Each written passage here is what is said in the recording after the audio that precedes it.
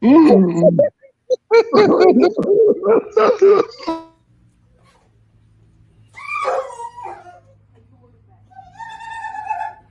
up, honey? What's up, honey love? What's up, girl? What's up, honey love? I see you. What you doing, Red Sonia? What's up, Sonia? Fat Mama Sonia. What's up, Fat Mama Sonia? What's up, Fat Mama Sonia? What's up, Mayday? Lord Mayday. What's up, boy? What's up, Lord Mayday? What's up, my boy Doc? What you say, Doc? What you say, Doc? What you say, Doc? It's my big boy, Doc. What you say?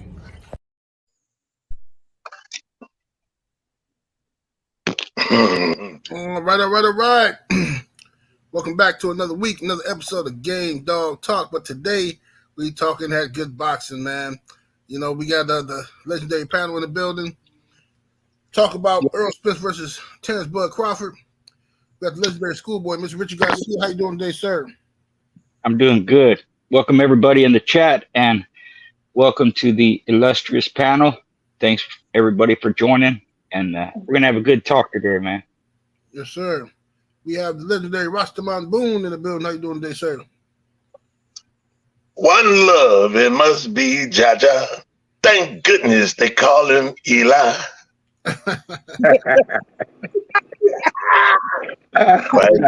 Hey, Christ is kingly character. And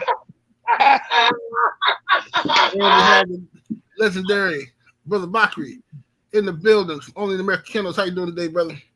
Oh man, I'm just feeling $3,000 richer today, thanks to my favorite boxer in this era, Brother Bud motherfucking Crawford. You understand?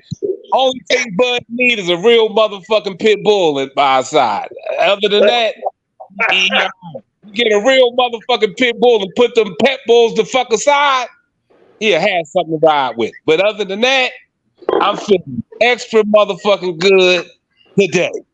I want to say love to our goddamn illustrious panel and the one and only goddamn #1 chat room in this motherfucker. Yes, sir. Yes, sir. We have the legendary Walking Down Rap, Big Stepping in the building. What's up, bro?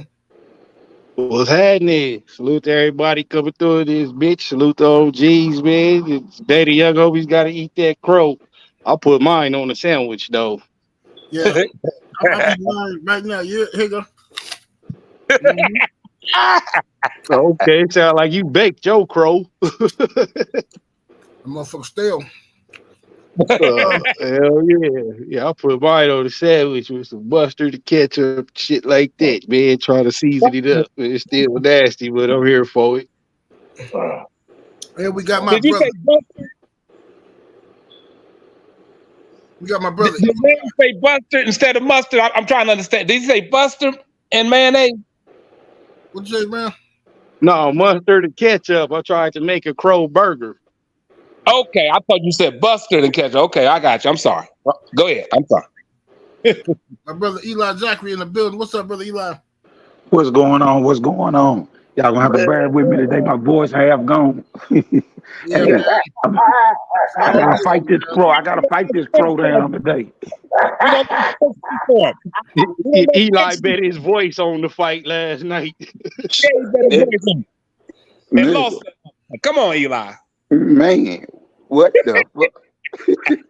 All right, so let me just go get right down to it. Eli, what was your thoughts of the fight? First of all, who did you pick going into the fight? For those who don't know, and what did you think of the fight? You call me? Yes, sir. Oh, hey. No, Eli. No, Eli. Yeah, we want Eli, hold on.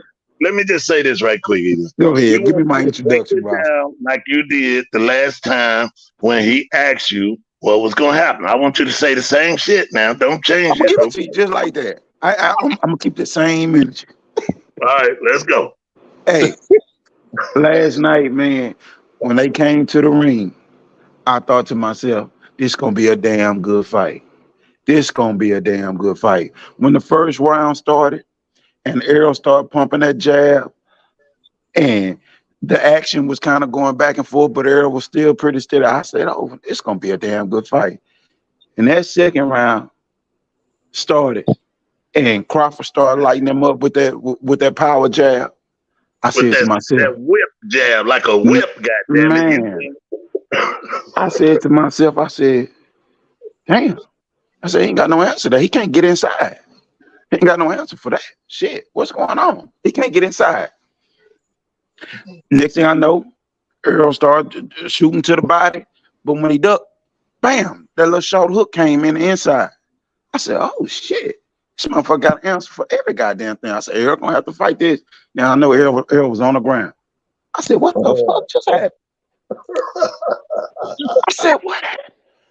Man, between Bud's just flat out IQ, Bud's jab, his timing, his ability to time that little short uppercut on the inside where we said he couldn't fight, that little short Hey, Eli, I don't mean to interrupt you, but hold up. Didn't Master Boone, them call him Rastaman, told you he's gonna run into some shit, didn't I tell you? Hey, you said it. You said it. You said it. I ain't got no qualms about it. You said it. And he ran him into hooks, uppercuts, jabs all night long, goddamn. All night long. That I'm telling you, is that game plan. I gotta give Bo Mac his credit. I seen him in the corner and I was like, damn, Bo Mac is really giving better instruction right now. And he letting them know, say he finna start he ducking in on that little shot right there. Shoot the hook real fast on him. When he come back over the top the next time, shoot a short uppercut. I was like, damn. Bo Mac giving real good instruction, and then Terence go right out there and carried it out. I mean, after he dropped Errol that's in that second round, I thought to myself, I said that was a flash knockdown. I say, but that was a good ass fucking shot. When Errol got back up, his legs never came back to him. That's right. For the conditioning that Errol usually be in,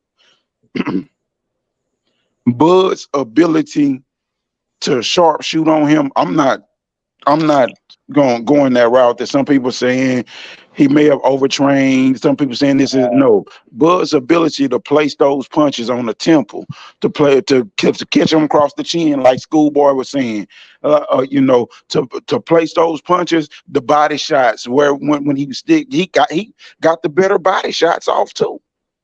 You know, Bud just was a sharpshooter last night, and he was on point. And he took the biggest thing for me was that he took Errol's biggest shot. He wasn't even covering up too tough, or like it wasn't a whole bunch of crazy head movement or nothing like that. He walked Spence down and walked him in the shots and just outboxed him.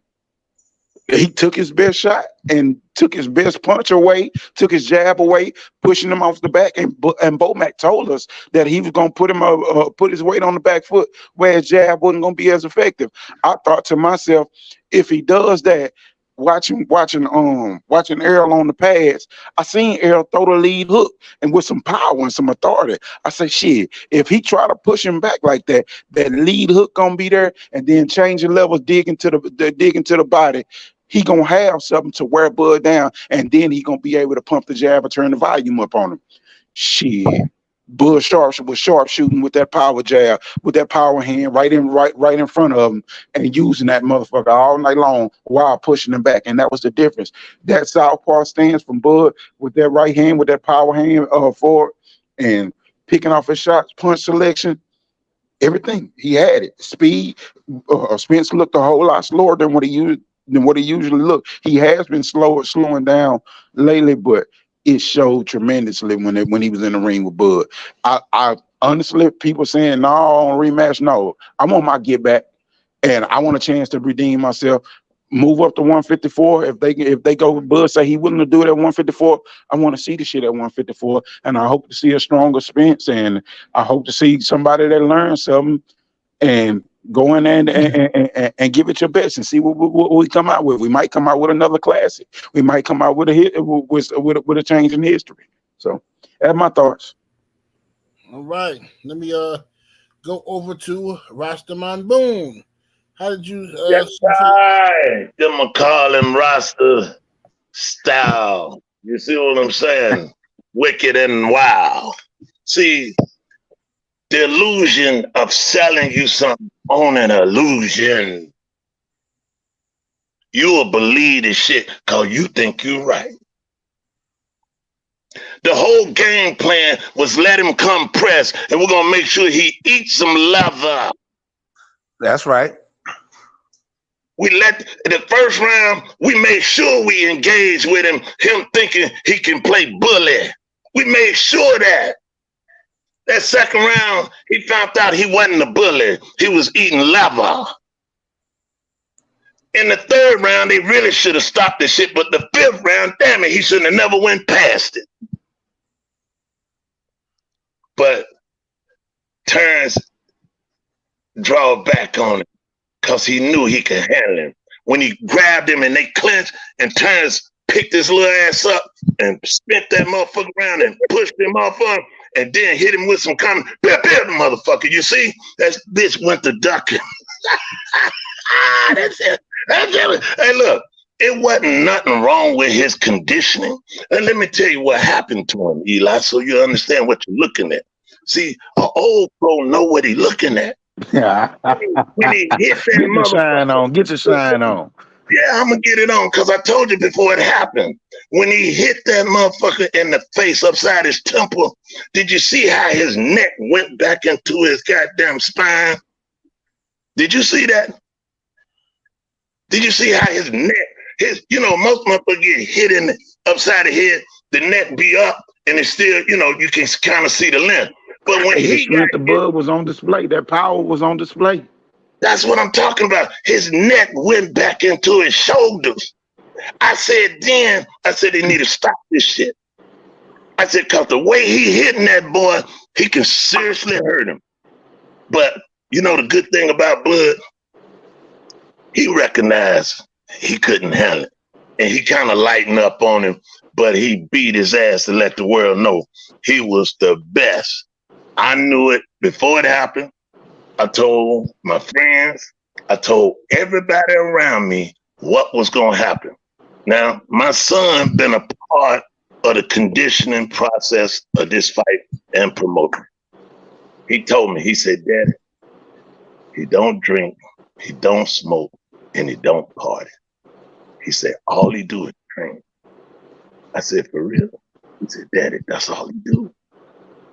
He said, I'm over here with him. I'm in the gym. You see what I'm saying? Mm-hmm. So I knew we had a bulldog had got prepared to do battle.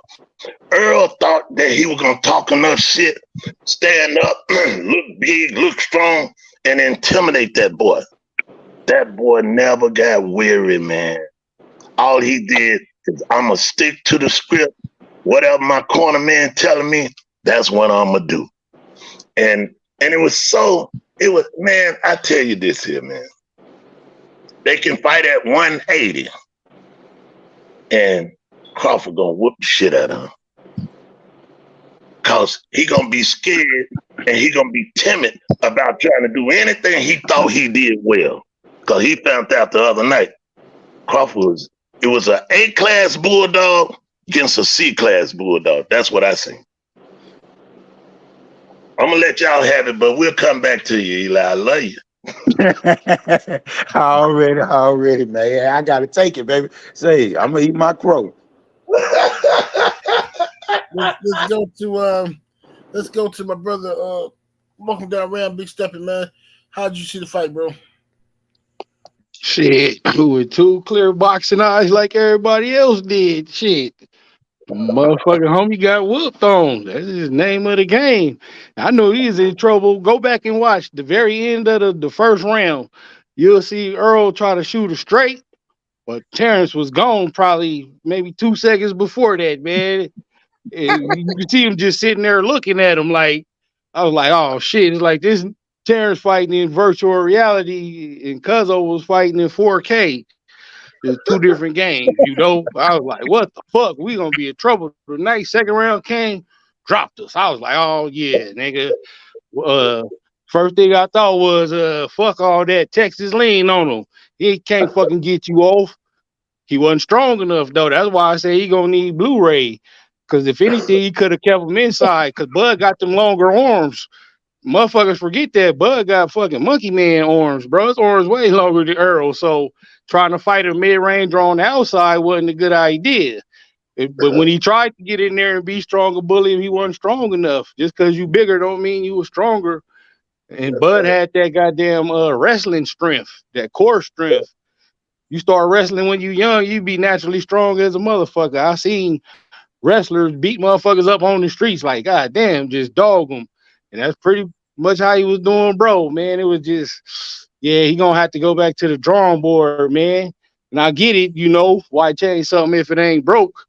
But nigga, well, I thought you had more tools in the tool bag than that, bro. All you still had was a hammer and a screwdriver, though, my nigga. Come on. It's still man down, you know. Gotta ride with the whole team, but damn, that shit was a one-sided goddamn ass whooping. I'm telling you, I said we was backstage. That's how Yantis did us. Everybody knew that we was finna kill that motherfucker except Roque. He was like, nigga, please. That's pretty much how it went, one-sided. That shit was like Buck and Sandman. God damn. Yeah, man. It was like, man. I wouldn't even say it was that shit. That shit was just bad. It was a bad night for us last night, bro. They just got walloped. That was an old school walloping. So like some schoolyard bully shit, man. Like 7 Days said earlier, that nigga came in, somebody dropped that nigga off straight from ninja school, right into the fight. He was in there. It was straight ninja assassin. It was like, God damn, can you hit this man, please? Oh, nope. Can you make him stop hitting you, please? Nope. Fuck. Pick him up, man. That's why I was yelling at the TV. Pick him up. I said it, Ram. I said it when that third round. I said, man, they need to stop this shit. But when the fifth round came, man, goddamn, man. Yeah, because I've been on the losing like that, but I know, like, okay, I'm too far behind. I ain't finna give. Even though I bit this motherfucker in half right now, I'm still gonna be behind. You motherfucker gonna pick my shit up before I lose him. Hey, you know what I was glad though? Terence started taking it light too, though. Like he really, if he was me, I'd have went in. I'm an asshole like that. I probably tried to beat his brains out. You know, when I had him, you know, just lost like that. But you could kind of tell he took it easy on him. Like, you know, I respect you, brother.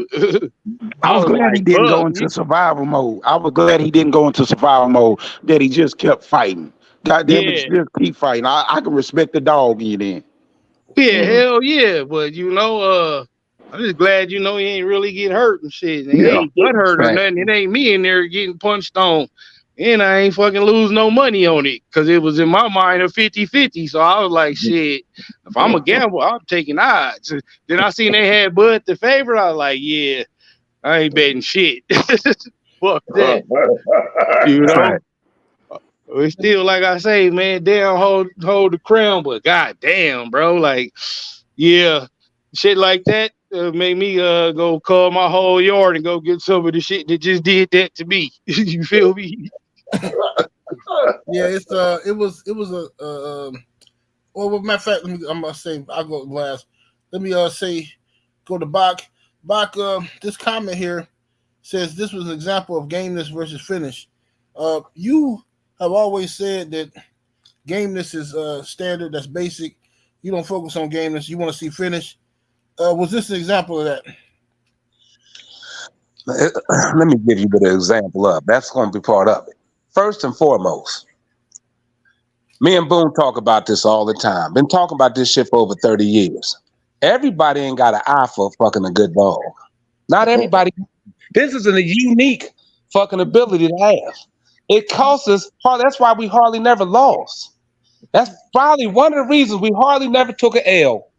And I'm sure that because when you got a good eye for something, then you ain't gonna lose too many battles because you know what you're looking for, where to walk at and where not to walk at.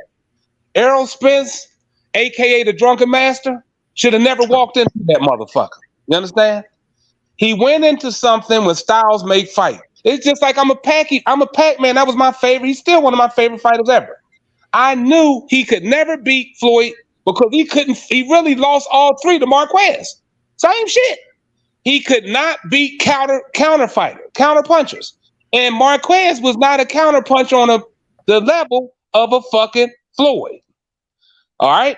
So we already knew Pac-Man, and this when Pac-Man fought him, whether he had an injury or whatever the fuck he claimed, what he was scared to do was throw a punch, because every punch he threw, he knew motherfucking Floyd was waiting to counter that motherfucker. To the fact fucking Pac-Man ain't throw shit.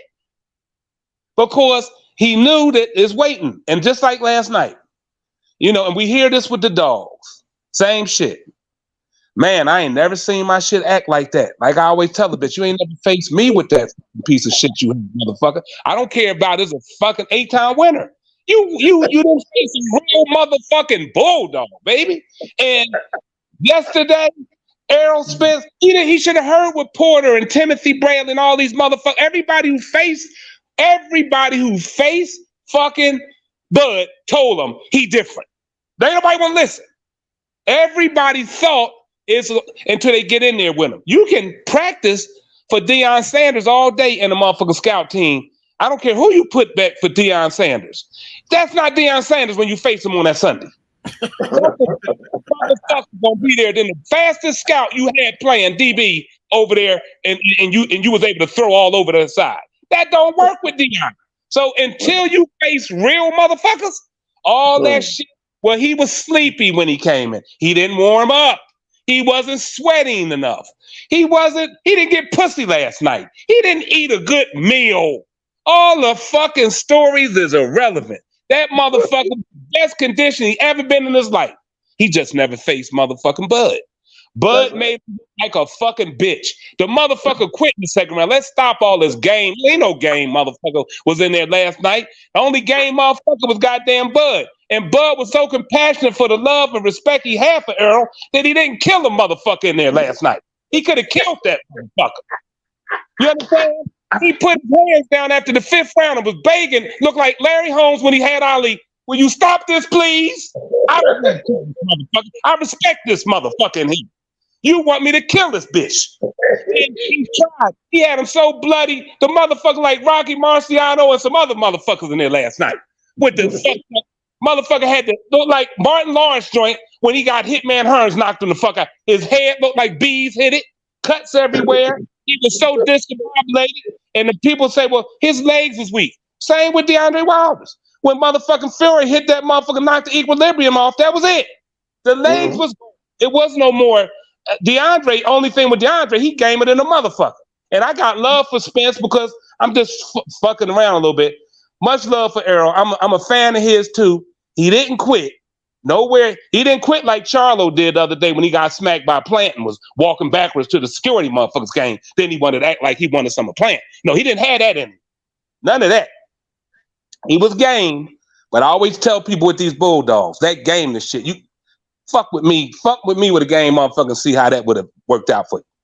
Bring that game, motherfucker, and all you're gonna get is a participation trophy when I put this motherfucker hard biting Eli Carver motherfucker on your ass. Okay? But I put that hard biting Eli Carver dog on your ass with complete finish and know how to. With a mouth to do it. You will sit there and say how game that motherfucker was, but you be taking that back in the body bag. No vet needed. Okay? All I'm saying is, I love the fact that Errol didn't have no fucking excuses, even though a lot of his fucking fans who delusional than a motherfucker, a lot of them, with this Texas bullshit. I don't give a fuck where he from. All that. I'm from Philly, and I don't fucking just go with everybody from Philly. Like, oh, well, I'm from Philly. I'm repping Philly. Motherfucker, I rep whoever the fuck I want to rep. I'm not no home motherfucker. And people we love Errol from every fucking city. But a lot of people took that Texas shit like they taking a Charlo. Fuck that Texas bullshit. Motherfucker, we love a boxer wherever we live at. We don't just go with no motherfucker. I'm from Philly, so I just fuck with Bud, but with Hopkins and Frazier. No, fuck that. I love every boxer from anywhere. I love whatever. But people get too delusional in the fact that making all these excuses. Well, if he should have been at 154, man, fuck all that. This man agreed. He went to the weight, got punished, and at 154 he'll get punished. It's just stop make fights. It's just, I don't give a fuck. We gonna say this now. It was before our time. After we dead, it's gonna be people fucking hundreds of years later still saying the same shit. Styles make fights. We bet on Styles. George Foreman would beat Muhammad Ali's ass in the alley, but he won't beat him in the motherfucking official ring because he got outsmarted.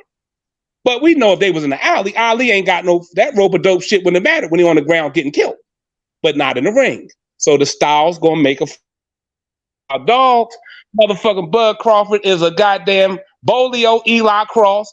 He showed that he was able to goddamn everywhere he wanted to go, just like Ram said. He throwing shit and got caught throwing shit he ain't even there. What it was a masterful hookup of a Floyd Mayweather against Canelo, but it was worse than that. Okay? And I don't think nobody should pay a dime to see the fucking rematch. For what? Motherfucking ring? That's what y'all come to see? Y'all want to see a motherfucker get killed? Now, only thing gonna happen is Bud is stronger at 154 than he was at his weight. He was a smaller guy and he was stronger than him. Then somebody say, well, that's because he came down in weight. Bullshit. Bullshit. What you think Bud gonna feel when he go to 154? Weaker? Bud been fucking big motherfuckers up the whole time. Period. So again, Gameness is good. Gotta have it. You gotta be a game to get in there. But if you ain't if when you talk about the top finish in the game, that's Bud. He got the most knockouts in a row, and then any of the boxers that's played in the day. And he had another one last night. Like I said, you think Porter's father stopped his ass because he was hurt then? No, he wasn't hurt. His father said he seen what was coming. Oh, and if he would have been looking like that motherfucker, he'd have left him in there them last rounds. You understand what I'm saying? So I salute to Porter's father. And Porter said, fuck, after that ass whipping, how about I just retire? Fuck that. Okay? And right now, the way it looked, I wouldn't be surprised if I got a retire from last night. Because that's what type of ass whipping. That's to send you on your way home ass whipping right there. You understand? So, yeah, finish. It will take away Gameness all day. Bud Crawford, baby. I don't give a fuck if he fight my homeboy from Philly, Boots. Boots will get his ass knocked the fuck out right now. Boots need another 2 years before he can fuck with him. I don't give a fuck if you put Carlo punk asses in there. They will get fucked up. Okay? I'm telling you right now, they will get fucked up fucking with that motherfucker right there. Anybody Bachner came out here like goddamn like he Crawford. Fuck all that Texas shit. Damn. But can I get some love from the Texas motherfucker? Motherfucker came out here and pulled his belt off on everybody. There you go. Get it, Bob. Get it, goddamn. Get it. I couldn't wait to finish this motherfucking talk. All these motherfuckers. And let me tell you something else about the Dallas motherfuckers. Not only did y'all boy get his ass whipped, the cow bitches ain't gonna win shit either. Next man. This nigga here. Hey, you wait till them goddamn Philadelphia Eagles come up there. We gonna spank y'all motherfucking ass. That nigga Box didn't bring no respect to the table today. He left all the respect in the car. God damn. Do it, Bob. Do it, Bob. Disrespect. Get him, Bob. Let me go to Get your shine on, Bob. Get your shine on, baby. Get your shine on. Good now. And I got my dick sucked while I watched the fight last night. Next man. Go ahead. Let me go to the legendary schoolboy, Mr. Garcia. How did you see the fight, sir? Well, Bach said it. Rastaman said it. What made the difference was the counter punching. And I'll say this: all of the best fighters, greatest fighters, either learn counter punching as they're coming up, or they learn it when they get older. And as you get older, you slow down, and that's where that counter punching comes into play. That's what gives them longevity, because they don't get hit that much. It doesn't matter if you're aggressive, if you're an offensive fighter or defensive fighter, if you move around a lot, if you stand still, stay in the pocket, and move your body and your head. If you can counter punch, you can win. That's why Bud make it look so easy. That's why it was a rout. All he did was make Spence miss, and then made him pay for it. And yeah, the like I said before, the longer arms help. He got them freaky angles. He hit him coming out of the pocket, all that stuff. And he's accurate. So where that counter punching comes into play is you don't see them punches coming. Or if you do, you can't do nothing about it. You already hit. So now you got to deal with that. And he hits him on the he hits him on the temple, which that's debilitating, and he hits him on the point of the chin.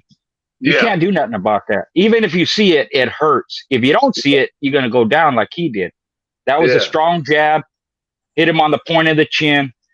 Caught him coming in a little bit, and you're going to drop. It happens over and over again, but that's what the best fighters do. That's how come when they get old, whether you Duran or whether you Foreman or whether you Floyd or whoever it is, Floyd just a counter puncher naturally. So that's why his record is what it is. That's one of the reasons. But these other guys that get older, like Duran, he was real aggressive when he was young, still aggressive older, but along the way, he learned how to counter punch. They can do it inside, outside. You just make them commit, and then you make them pay for it. That, to me, was the biggest difference. So, what do you do about that? You better learn to counter punch. When you have two counter punches, now you might have a boring fight. But you can't get off that game plan. I'm not saying they should have a rematch or not. That's up to them. Both of them showed class, Yes. But that's why. But it looks so easy. I didn't really expect that because I thought maybe they get into a brawl, they start exchanging. But Bud was too smart for that. He just didn't engage that way. And once he realized what he could do, he just did it. So whether it went 2 rounds, 5 rounds, 7 rounds, 12 rounds, the outcome would have been the same. People can make excuses. That's all right. There's reasons why things happen. But, to me, they were in great shape, both of them. But irregardless, it don't matter what. If they were 100%, and the outcome would have been the same for that reason. To me, it was simple to see in the first round. And I think that's why a lot of times with the fights and even the matches when I used to see them, I can tell real early who's going to win. And 90% of the time I'm right. Sometimes I'm wrong because something happens. You hit a bleeder, you catch a guy coming in or counter, whatever, and you knock the guy out who's winning. But most of the time I'm right. It's just you have to have an eye for it. And I'm not saying I'm an expert.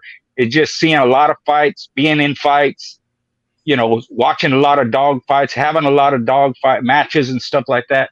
You just see it and you can tell early who imposes their will. And imposing the will don't mean you just go out and blow shit away. That's part of it too. But if you have a smart dog or a smart fighter, and in boxing, if you know how to counter punch, you'll at least last a lot longer than you would if you didn't have that. So that's the way I saw it. That's why it looks so easy to me anyways. Just the counter punching, simple. Yes, sir. Salute to Cornelius Jenkins in the super chat. Appreciate the support. He says, good to see y'all having a good time. Hashtag LDBC. Salute to you, man. Appreciate that support. Much love. Salute, Cornelius. My brother, Thompson Kendall's up in the building. What's up, Thompson? Man, I just came through to eat my humble crow real quick. Bago Ray, let me have a salute to the panel, man. Salute to the chat. I'm a fan of both fighters. I was rooting for Errol. I didn't bet no money. Thank God I didn't bet no money. Oh, Lord. But it was a masterful performance by Bud. I mean, just masterful. It was a technician at work. And for Errol, that was the perfect storm. To have a technician in there, and you're coming straight forward, and he can just pick you apart. And worst thing about throwing body shots is your face is exposed. So he threw a lot. Every time it just came to a game of every time you reach, I teach. And once it became that, it was over. But I just want to give Bud his flowers, man. It was a masterful performance. The shock is everybody just didn't expect it to look that bad, that early, and that quick. And I had so many Bud fans reach out to me and was like, damn, I didn't think it was going to be that brutal. Like, you know what I mean? Like, the shock of, I guess that's the essential shock of it, was just how quick and brutal it was, as Mr. Garcia alluded to, as Bach alluded to, that Mayweather fight. That was very similar to that, but just more brutal. It was exactly what Bach said. It was just reach and teach. So There you go. I'm just going to eat my damn humble crow. Like I said, I'm a fan of both fighters, but thank God I didn't bet no money, and that was a lot to see. But it was a masterful performance. If you're not a hater and you're just a fan of the art of boxing, it was something very special what you saw last night. Yes, sir. Yes, indeed, man. Salute to my brother Thompson. Make sure y'all go check out this YouTube page. Yo, yes. But that was Thompson Kennel up here. Yeah, that's Thompson. Mm-hmm. Much love to the brother. I've been meaning to get by there. Much love to Brother Thompson. And hold up real quick, brother, if I can say something. This is my shit is all jokes, but I stay on the Dallas to people because, you know, I'm a Pittsburgh fan, so anytime I get a shot at them, it ain't nothing personal, yo. Ain't nothing personal. Especially, let me just say this, especially when all my fucking Bulldog stock come from Texas, and I'm happy about it. I claim them all day when it comes to my stock. You got to get them back. You got to get them back, goddamn. Yeah, all that shit you've been talking, you got to get it all back. I can't get them back, man. I got to fuck with that. I got to fuck with Texas all day when it comes to the Bulldogs, man.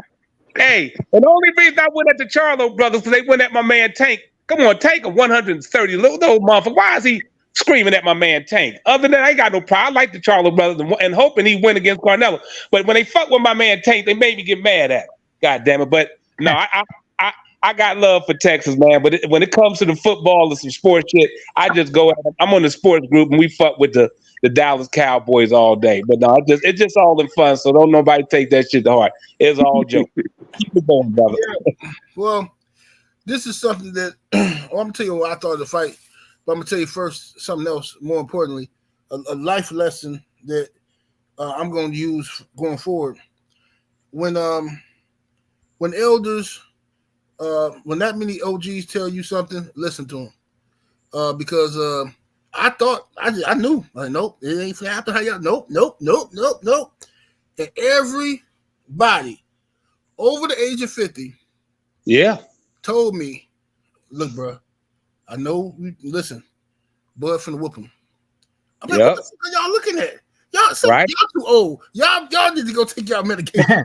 You don't know the old eyes ain't working too well, I see. Bro, everybody. I'm telling. Listen, my father called me. He said, "Hey, son, listen to your show. This is good." He said, "It's good, man. I like what y'all talking about." He said, "So you think Earl gonna do it?" I said, "Yeah. Earl. I knew my pops was gonna say Earl." He said, "Well, son, you know, Bud probably gonna stop him." I said, "Why? Why you say that?" He said, "The weigh-in. You see Bud body. He built he built that body up to punish Earl." I said, "Then he gonna put Earl as a bully." He said, "Son, I'm telling you, he finna knock Earl out." I said, "Man, I made an excuse to get off the phone with my own daddy." I said, "All right, I gotta go answer the door." Right. Oh, Lord have mercy. I ain't doing that shit no more. And when that many people tell you, that many people that I respect, I'm saying, their opinion, then you gotta take that shit into consideration. You gotta take into consideration that you could be wrong. You could not be seeing some shit. You know what I'm saying? So hell yeah. The young man eyes ain't working too well. yeah, right. My partner boxing, he told me, he called me and talked all kind of shit last night. Yeah. So you know what it is? You know what it is too? I didn't mean to cut you, brother General. What it is too, right? You know, like back in the day before the young people got so disrespectful all over the fucking world, they used to sit there and listen to the older, wiser people, and they like a campfire be around them to hear shit because the motherfuckers done seen more than they've seen at their ages, right? So when you sit there and you can see so many motherfucking fighters, but that a lot of people might look on YouTube to see it and be able to look at, we was back then to see all of these motherfuckers. You know what I'm saying? And be able to see the styles and be like, we done seen fighters similar to Earl, better than Earl, and have a problem when they go against your fucking Sugar Ray Leonards and Sugar Ray Robinsons and Sweet Pea Whitakers and Roy Joneses. And I mean, because I had James Toney all day till he made James Toney look like a bitch. I said, how the fuck? But when you go against a good ass head dog, just like in the pit bulls, a good ass head dog, pound for pound, will beat any other fucking dog anytime. We talking about everything being equal. the head dog wins. Okay? So when you got a good head dog, and that's what the fuck Bud is. He's a smart motherfucker. His punching is good. His punching is not no knockout power punch. It's because of the way he set you up and gets you off balance with the punch that it ends up knocking out. But it's not that his shit is like no Spence really punches harder. It's just that, like I said, it didn't get a chance to look that way, nor did Canelo look that way against motherfucking Floyd. Floyd didn't even run from him. He stood right there in the pocket with him, just shifted his head left to right here and make him miss and just hit him. And it just, you know what I mean? So after you see so much shit, same with dogs. I'm not bullshitting about this. When you went and seen a lot of dogs, it's the same thing. I could come to the show and I'm gonna get you the floor. I could say, hey, Garcia or Boone or whatever, whoever seen older. Hey, what you think? They gonna quickly give me their assessment without both dogs even hitting the fucking floor. Easy. And when you ask them, they gonna give you a whole plethora full of shit information off of just watching these motherfuckers and the wash and weigh in. And that's what your dad just gave you, Brother Kev. He just watched the fucking weigh in and determined that. He didn't even look at that. No, he gave you some shit right in the weigh in and called it. Now, if it would have been reversed and Brother Spence walked out as a winner, you would have went back to your dad and say, I don't know if your procrastination was really good. But anyway, keep going. But no, when you've seen some shit long enough, it's kind of like muscle memory. It comes natural. Yes, sir. Yeah. My view of the fight was this, man. I thought that Errol would pressure Crawford with his jab. He would eventually. I knew Crawford was a better counter puncher, and I said, well, all Errol has to do is avoid getting countered because Bud got real fast, powerful counters. If he can avoid that on the way in, he can hurt Bud. So I'm thinking. Now, what I didn't expect was for Terence Crawford, who usually starts slow, take about 4 rounds to get started. He reversed all that shit. He said, okay, that's y'all counting on me, starting off slow. Watch this. So he came out and established his jab early. A powerful jab. Not just a rangefinder jab, stay away from me jab, a fuck you jab, like boom, boom. You know what I'm saying? Like a powerful jab. And that scared me. I saw it. I said, damn. This motherfucker throwing the hardest jab. And then I'm going to tell you what else scared me. Bud was on the ropes. It was like early, I think maybe in the first round. He was on the ropes. And Spence came in swinging. And Bud tried to counter him. But Bud missed. And, man, that was a right hook from hell. It came by zipping past Spence's face. And you could hear it. Like, whoo. I said, what the fuck? And right there, my heart started beating. I said, man, this ain't finna end good. This is, no. Because I could see that Earl was slower, way slower than Crawford. And I'm like, shit, man. Come on, man. Come on. I'm talking to myself like, come on. You got to figure this shit out. Because this motherfucker finna land some shit. So then it was the second round, I think, when Earl was coming in and he tried to push Crawford back. And Crawford took one hand and pushed Earl 3 feet across the ring. And I said, what the fuck, bro? He's stronger than him, too. So not only is he faster, he's stronger. So when Earl finally backed him up against the ropes, and Earl threw a combination, and actually in the corner, Bomac told Crawford, he's slower than you. And he throwing a lazy jab out there. So when he throw that jab, come off top, throw your combination off that jab. Counter him off the jab. So when EJ threw a lazy jab out there, Bud came with a left hand, and EJ blocked it. He avoided it. But he didn't expect Crawford to step in and come with that right hand jab, and that's what knocked him down. So he went down from that, and I'm like, okay. Fuck, man. All right, he hurt. Some people thought it was a slip and shit. No, I knew he was hurt from it because where he got hit right in the temple. I said, damn, man, here we go with this shit. So I'm saying to myself, come on, just make it through this round. Make it through this round. You know what I'm saying? Because the first round, second round knockout would have been too brutal. I probably would have canceled this show. Second round knockout, fuck that. So I'm like, no, like just make it through the round. So he got up, he made it through. But at that point, Bud knew he knew Earl couldn't fuck with him at that point. And Earl felt like he had to redeem himself. He got extra aggressive, reckless. He stopped listening to the corner. He wanted some get back. He wanted to hurt Bud because he hurt me. Everything I thought, because remember I said that in my prediction. I said Crawford is gonna get hurt and then he's gonna try to get his get back. But it was actually Earl who actually did it. Earl tried to get his get back, and he just started walking into shit, man. It was like a bull or matador type of stuff, man. It was ridiculous. And then it got so bad. Not only was Crawford countering him anytime he wanted, but this is when it started getting scary where I said they need to stop it. Bud said, fuck the countering. He started leading. He started throwing left hand leads and right, just whatever he wanted to. Playing with him. And Earl couldn't get out the way. He just kept getting hit and his face getting bloody. I'm like, man, fuck this shit, man. Like, I knew Derrick James wasn't finna throw the towel in, and I knew Earl wasn't finna quit. So the next best scenario was what happened. The referee stopped the fucking fight. Because if he didn't stop it, I was afraid Earl eyes was gonna get fucked up. You know what I'm saying? Because he got them orbital shits anyway. So I'm like, man, just stop this shit, man. Because it's nothing he can do. Nothing. He can't defend himself. He getting pieced up. So it is what it is, But Crawford separated himself last night. And in my book, he made himself an all-time great because of who Spence is and how badly he beat him. How much separation is between him and Spence. That's like some all-time great shit. Like, that's like ridiculous. Like, yeah, man. Like, even if he had knocked Spence out, just beat him, I can take that. I can take a fucking, let's say he stopped him in the ninth round, but it was a competitive fight. It wasn't even competitive.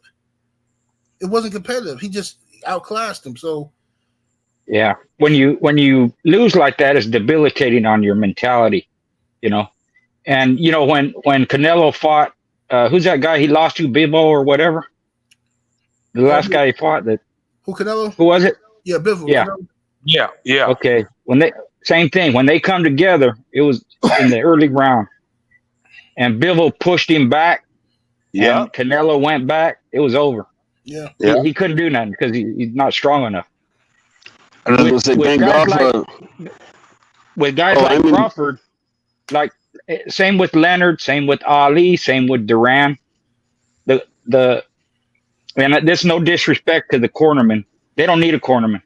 They know what to do. They can go out there, basically do their thing, come back, you clean them up, send them out there, and they know what to do. Now when they talk to them and tell them certain things, give them that advice, they're not saying, okay, I need to do this and I need to do that. They say, okay, I see what you're talking about. I'll do it. Yep, you're right. Like that in their mind. But it's not like, I need instruction. I need instruction, or what am I doing? What should I do? No. It just come natural to him. And one of the differences too is when Crawford punches, he just lets him go. Whereas Errol, he was thinking about what to do. I got to do this, and I better do this. And when you experience that way, you just throw your punches. They automatically go out, because if you think about them, now you're fucked up. So they just come out smooth, but they don't need a lot of help in the corner. That's just their way of thinking. Their masterful boxing, technique. Hell, Leonard, Ali, they say shit, but they don't need it. What did me and Rastaman talked about it? What did Dundee say to Leonard? You blowing it, son. You blowing it. And then the other instruction was, you got to move quicker. That's it. Right. Ali, same way. They tell him all they say. He wasn't listening to him. He knows what to do. Duran, he don't even speak English. So whatever they're telling him, it don't matter. They know what to do when they get out there. And Bud's the same way. It's already set. Whatever happens, he can handle it. And he's smooth about it and composed, relaxed, and like a snake, when he strikes, boom, right on the button, man. Carried him for 7 rounds. He carried him. He could have ended that way earlier. That's how brutal that could have been. He carried it. Yeah. He made it dignified. He could have ended that in real early. That's a damn Yeah. sure right. Yeah. He definitely made it. Dignified because he wanted to punish Earl. Because I'm gonna tell you something, he could have stopped him a long time if he would have just said, "I'm turning up on him," because Earl had nothing coming back. He could have just turned up on him and made it a savage, brutal beating. But he also was smart enough to know if he done that, ain't nobody buying this rematch. Now you're talking. Now you're talking. Yeah. That's the intelligence. That's part of the intelligence of the fighter. They do it on the fly, right on. He might have thought about it beforehand, but they think about that stuff on the fly. I got this under control. Maybe I need to get a few rounds and make it look good, give the people their money's worth, whatever the fuck's on their mind. They just in control of the whole situation. Barring a heart attack, he wasn't going to lose. No way. But Hey, you know Garcia, what, though? what that was, Garcia. Hold 1 second, please.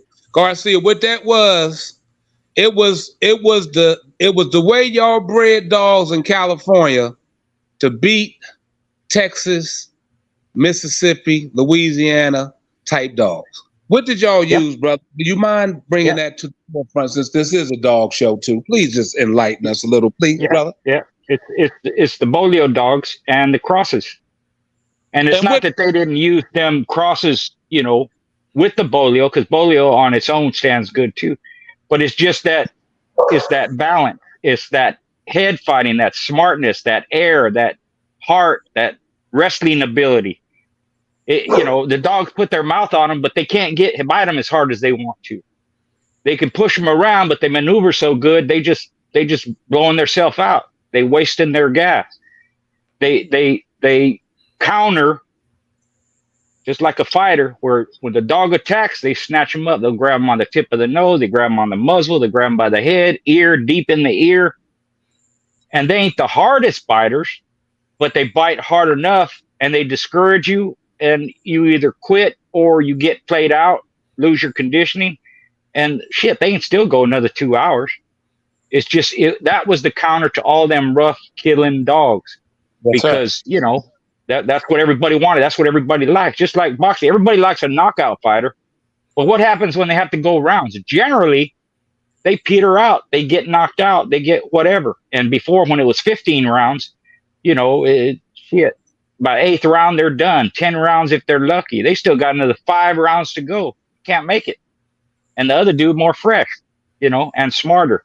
So it's just that being in, ring generalship, being in control, knowing your surroundings. They move all over the pit, make you, exert your energy, and they stay calm and relax and whatever. They fast, so that was the counter to it. And then when you want some mouth, you make the Bolio Eli cross, or you make, the Bolio Klaus cross, or Hank cross, whatever it is. As long as you got them Bolio traits in there, you're going to win most of the time. It may take you time to do it, and some of them ain't quick too. They not all 2 hour fighters. Some of them 20 minutes, 30 minutes, 40 minutes. So that was the reason for doing that, and it's just hard to beat them dogs, man. That's why I got them. What I was the point I was making too, excuse me, Rich, was the fact that by him asking me about finish and Gameness, I'm just trying to put a little dog shit mixed in our little box. The thing that I'm saying is smartness a lot of times will beat a lot of shit. Okay, you can have an average motherfucker mouth and be smarter than the motherfucker. Yeah. And ain't no no rank current nothing. It's gonna be hard to beat this motherfucker that can stay out the way while doing damage, whether it was with a 5 or 6 mouth. You understand? Right. So I'm just saying, like you were talking about the smart boxers, it's the same with a good Bolio cross. Them motherfuckers are so much smarter that they by the time you try to bite one way, they already out the way. You hit the wall. You've seen it plenty of time. The dog just hit the wall with his mouth. Bam! Motherfucker ain't there. Rolled over your back and on the other side of you. Like, what the fuck? You understand? And that's way Bud fights. Everybody's gonna sit here and say, well, so-and-so can beat him. Well, I got money on it. So just make sure y'all get me again, because I'll be here to bet. And now I know Father Time, like Brother Vernon said in here, is true. Only way he gonna get his ass beat is if he stay in it too long and Father Time catch him. But right now, in the prime he's in right here, that man is he's too smart to just get hit with flush shit. He's just too smart. Now he can get hit sometime, but you don't really catch him too bad, you know. But I just wanted to put that smartness. Yeah. Yep. And just like the Bolio dogs, like you were saying, they you know, they'll bite them, they'll hold them, they'll get a hold, but because they're on the muzzle or the bottom jaw or deep in the ear, you ain't biting them as hard as you normally would. It ain't like you trading where you got two dogs coming together and just power against power. You biting them, but you ain't deep, or you biting them, but you only got a skin hole, and they keep trying. The dog just move. You know, and they don't even, you know, if you got long wind and you smart and you can wrestle, you don't have to be no dead game dog, man. You just, you know, you just outlast them and outmaneuver them, you know. And if they are game, well, that much better, because when it gets down to it, they ain't gonna quit either. So that's why they were so successful. And it was all over California, through the Southwest, up north, Europe, Mexico. That's why they brought, you know, the Bolio's brother, handicap, Goras, to Mexico. They wanted that intelligence, you know. They wanted that smart. So, you know, if you smart, you realize, hey, this might help me, and you use it. And if professional fighters are smart, they'll learn how to counterpunch. They'll learn how to stay relaxed, not get overexcited. You see the punches coming. You move when you need to move. You don't have to run around and be real quick at it. You see the punch coming, it's just to the side, real easy. And you know, it's going to be hard for somebody to beat Bud. You know, like Bach said, maybe when he gets older, or maybe they catch him, whatever, you know, he's too good. That's why he made it look so easy, and people go like, what the fuck's happening? No, dude, see what's in front of you. And you can tell, and if it stays that way, whether it goes 2 rounds or 10 rounds or 12 rounds, the outcome going to be the same. You know, that's the way I looked at it. You know, after the first round, it was done deal for me. It's over. Just, you know, when's it going to end? Well, let me add this to my greatest of panel brothers. God, Eli, my main man. You know? I'm here. But I just want to say this. See, the art of understanding, preparing to do battle is way beyond the eye can see. That's right. It's a spiritual battle. Prepared to do battle. When the man stepped in the ring, he was so humble and so relaxed. You could see the glow around him. But nobody else didn't see it, because they thought Errol was going to tear it down. He moved so swiftly, he got into a rhythm. You know, it's when he was playing reggae music in his mind. I say, here I come. Jaja say, here I come. And Errol was going into his bully style and kept getting caught. Boom, boom, boom, boom, boom, boom. That uppercut when he stepped in between his arms, God damn. Oh, that shit hurt me.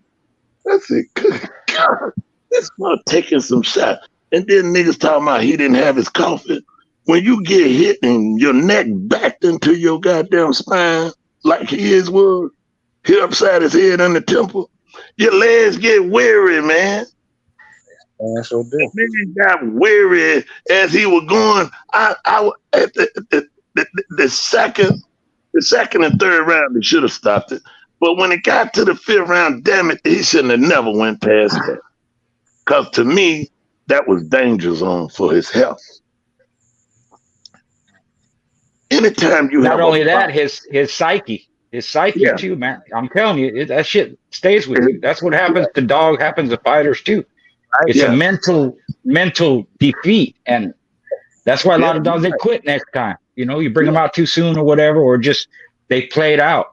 And fighters will do that too. That's why you see them sometimes one fight to the next, man. Totally different fighter. They're done and they're ruined because mentally they've been beat down. See, he's ruined with Terence. But he can beat somebody else because he that good. Right. He Oh, that hell. good. He can beat somebody else. But when he see Terence, he turning in his mind. He turning. He doing a full goddamn turn. Ain't no half turn or quarter turn. He doing a full turn. Like, goddamn, I don't want to fight this motherfucker. Well, he did it during the stare down. He looked away first. Now that maybe it means something, maybe it don't. But you know, he always do that. He always do that. It meant something to Bud. You're right. Yeah, because Bud's standing there. I'm gonna stay here till they fucking turn the lights off if I have to. You know, it's a mental game. So you know, it just and like Rastaman said, he could still beat a lot of guys.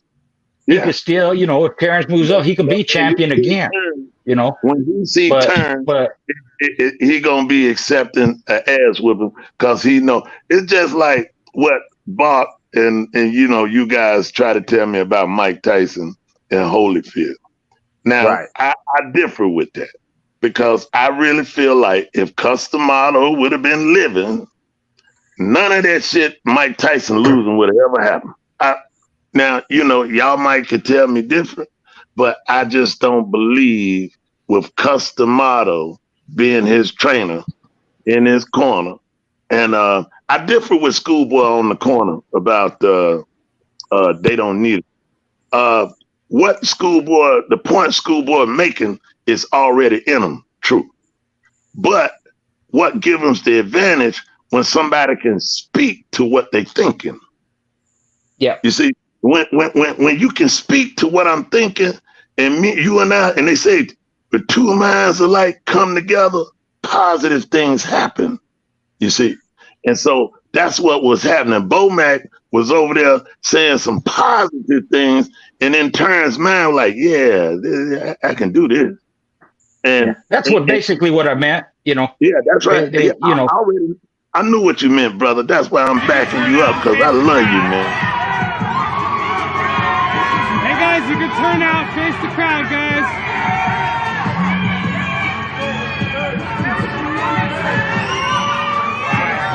Face out, guys. Terence in the back. Hey, Cam. You just clearing it up, man. You're right. You're right. You made it more clear than I did. Right. And I'm backing you up because I got love for you. You're a true soldier. You're a soldier. But listen, now this is where I'm kind of confused. Now, goddamn, you know, I've been thinking all along I take Eli with me to war anywhere because he's a bulldog. That's what the fuck happened, Eli, man? I don't understand.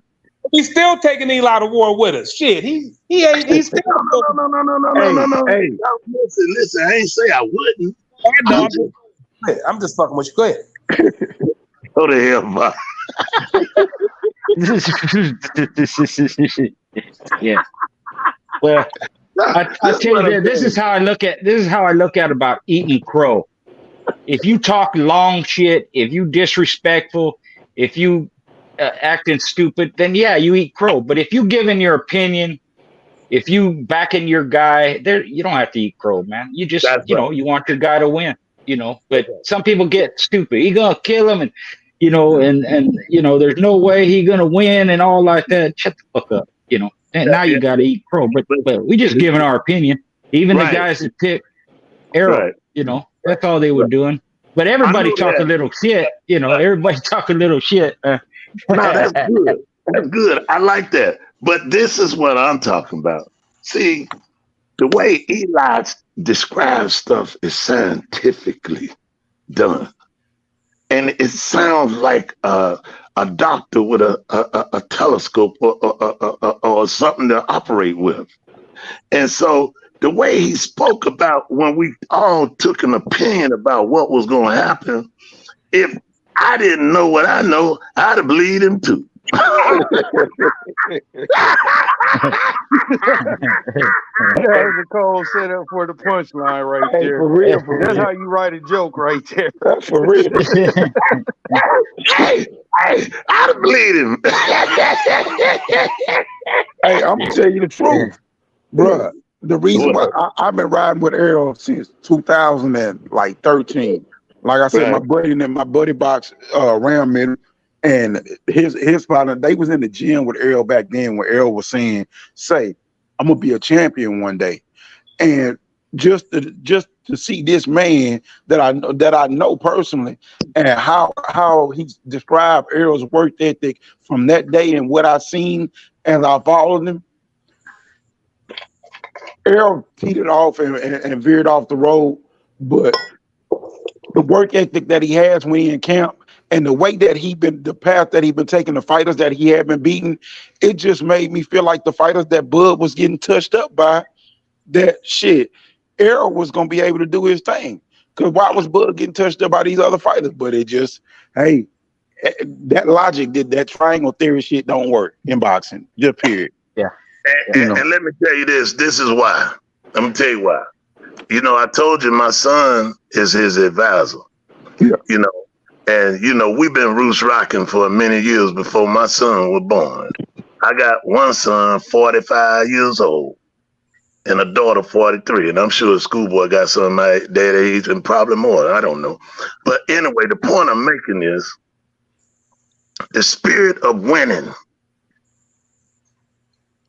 When you get somebody that accept the work ethics, Terence stay in shape year round, brother. He don't do like the other clowns do. Win and then go to eating steaks and get fat. He don't do that.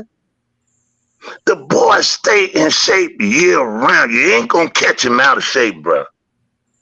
My son told me, he said, Daddy, he works out all the time. And the man got 7 kids. Yeah. And a family. I can't do nothing but commend Bud, man. That's what I'm talking displayed, about. just him as a person and as a fighter. What he done displayed, man, shit. He put on, man. He put on his life, how he was raised, you know, to overcome all those odds and to step up and be the person that he is. And then you ain't heard him say not one bad thing for everything that he done went through. He's not a negative person. Not in that like he ain't shitting on his daddy, he ain't shitting on his mama for how he was raised. It's just this what made me, this what built me. So this how I am.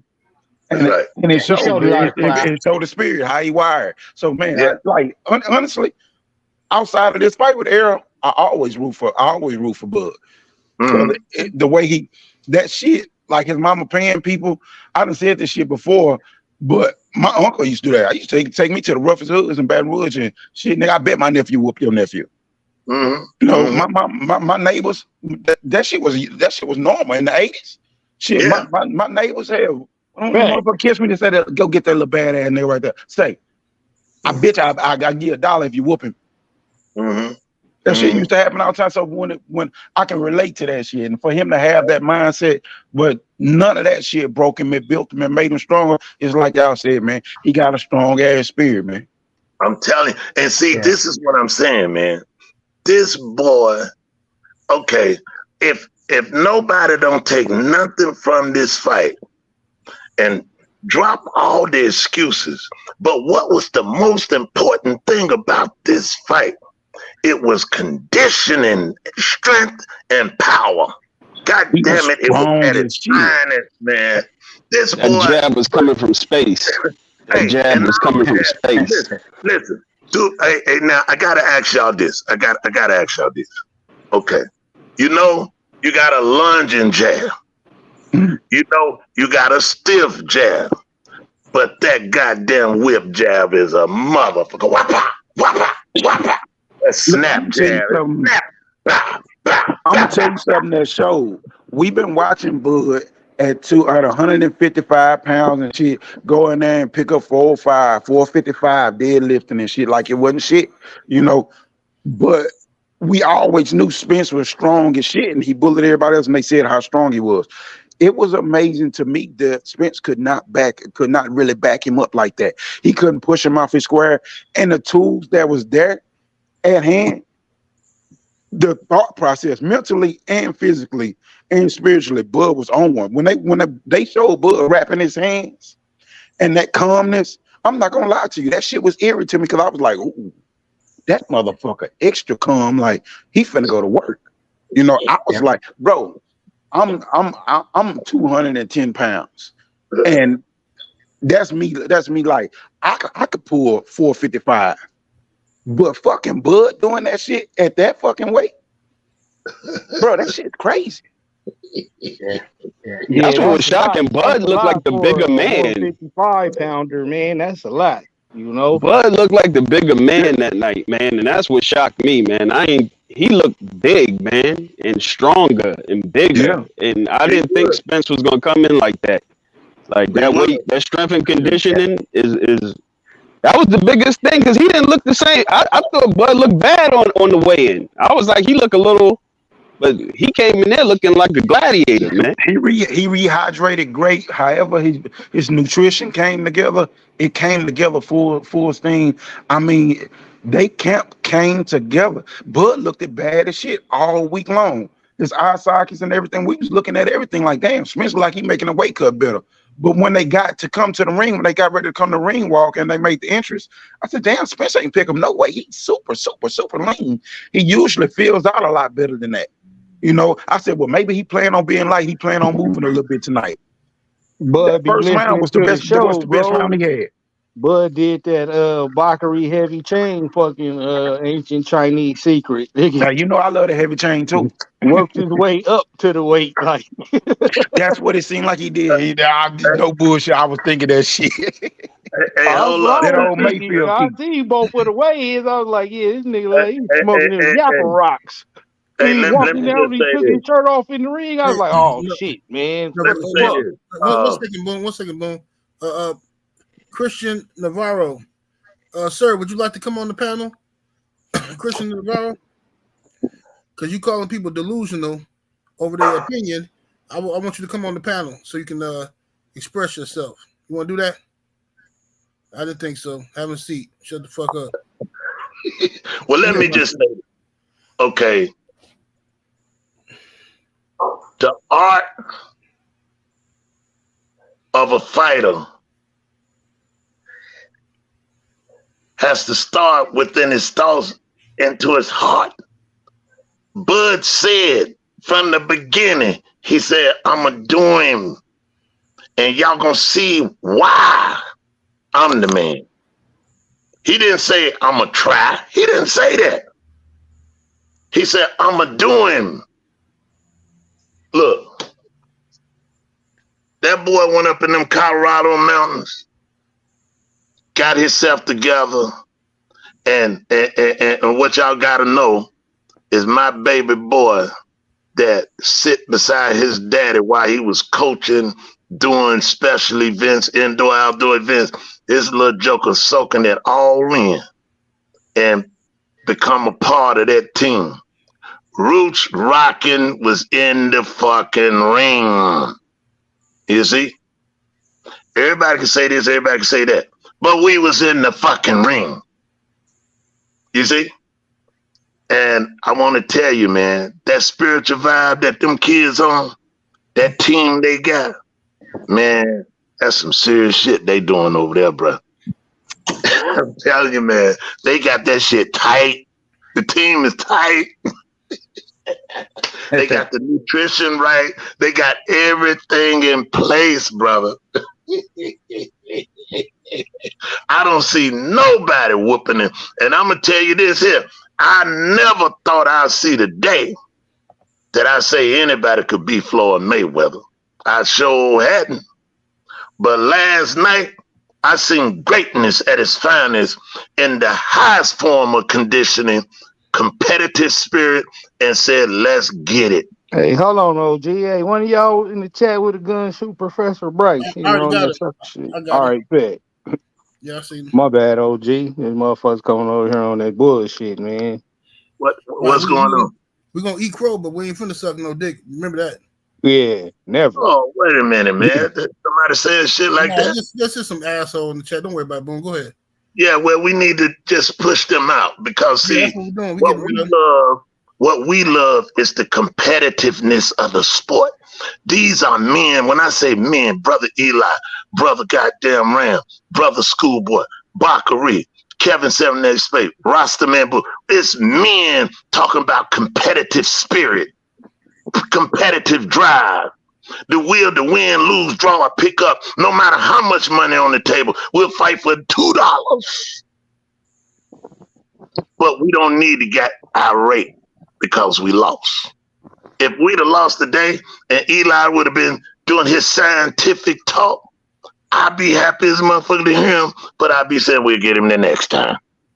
That's what I'm saying right now. I'm still gonna rock with Spence. If they go 154, if they go 154 get rematch, I'm still gonna rock with him. Can I ask y'all a question? Can I ask y'all a question? Because the resumes was very similar. Did anybody just take it for granted that Bud was just beating the shit out of these dudes worse than Spence was this whole time? Because that's what a lot of people were saying about Bud, was they was holding his resume against him. Like he really wasn't like that. Or that he got a lesser version of what Spence got. Well, let me say this. I'll say this. Let me say something about that. With a guy like Bud, right? Now we compare fighters, we compare records, we compare styles, all that. That's all part of the game. But with a guy like Bud, it don't matter if you a C class fighter or A class fighter or A plus. It's the same outcome. It's the same outcome. If it's a lesser fighter, or older fighter, he's just going to beat him easier. If it's a guy at the top of his game like Spence or whoever else, the outcome is going to be the same. It just might take him a little longer. It's not going to change. That's what makes great fighters. That's why Ali lasted so long. That's why Duran lasted so long. That's why Floyd is 50-0. They don't change too much. They just fight a little smarter and use that counter punching. Even if you aggressive. Even Tyson, when he was younger, he used counter punching because he'd get in the pocket, dip and move and side, all that stuff. But when you get older, you can slow down a little bit because that counter punching makes up for the speed that you lack. It don't matter. You see everything coming. You're in control. And along with the conditioning, you know, that plays a part too. It's real hard to whip guys like that. That's why Duran beat Davies Moore's ass easy. Because you got a guy with 13 fights and a guy with 75 fights. Well, if he's in shape, the guy with all that experience and conditioning and record, he's gonna win. He's, you know, if I was Spence, you know, I ain't nobody, but you know, he can learn even at this age. You know, whether he does it or not, whether he comes back or not, that's on him. But I don't take nothing away from him, man. You know? I just want to say one thing, because I keep seeing it. Man, listen, it don't matter. People talking about Spence smoked one before he came in there. Oh, he didn't look the same. No, he didn't look the same. But he didn't look the same with what he brought to the ring. He came in and got in that ring that night, whether it was an off night or not. You can't take nothing away from Bud because he did his motherfucking thing. However you got in the ring that night, that's how your preparation got you there. If your keep is bad and you go and you show up, that's what you showed up with. Same thing like going down a racetrack. You run what you brung. You gave your dog too much Dex before the show, that's what you get. Say that again, please. You say what? Say that again. You with the race hookup you just like said. If you go down a racetrack, you run what you brung. If you run that nitrogen, you run that nitrogen. You run a turbo, you run a turbo. If you run a straight motor, you run a straight motor. If your setup ain't right, that's on you. You line up for the race. Yeah. But I bring and to give Errol credit, he didn't make no excuses, man. He didn't say he didn't make no excuses. But people, fans starting to make excuses. Or not, that's you know, he's keeping that to himself. But yeah, fans don't need to make no excuses though, because that's the one thing. It's been one thing all this time. Oh man, yeah, Bud ain't did this.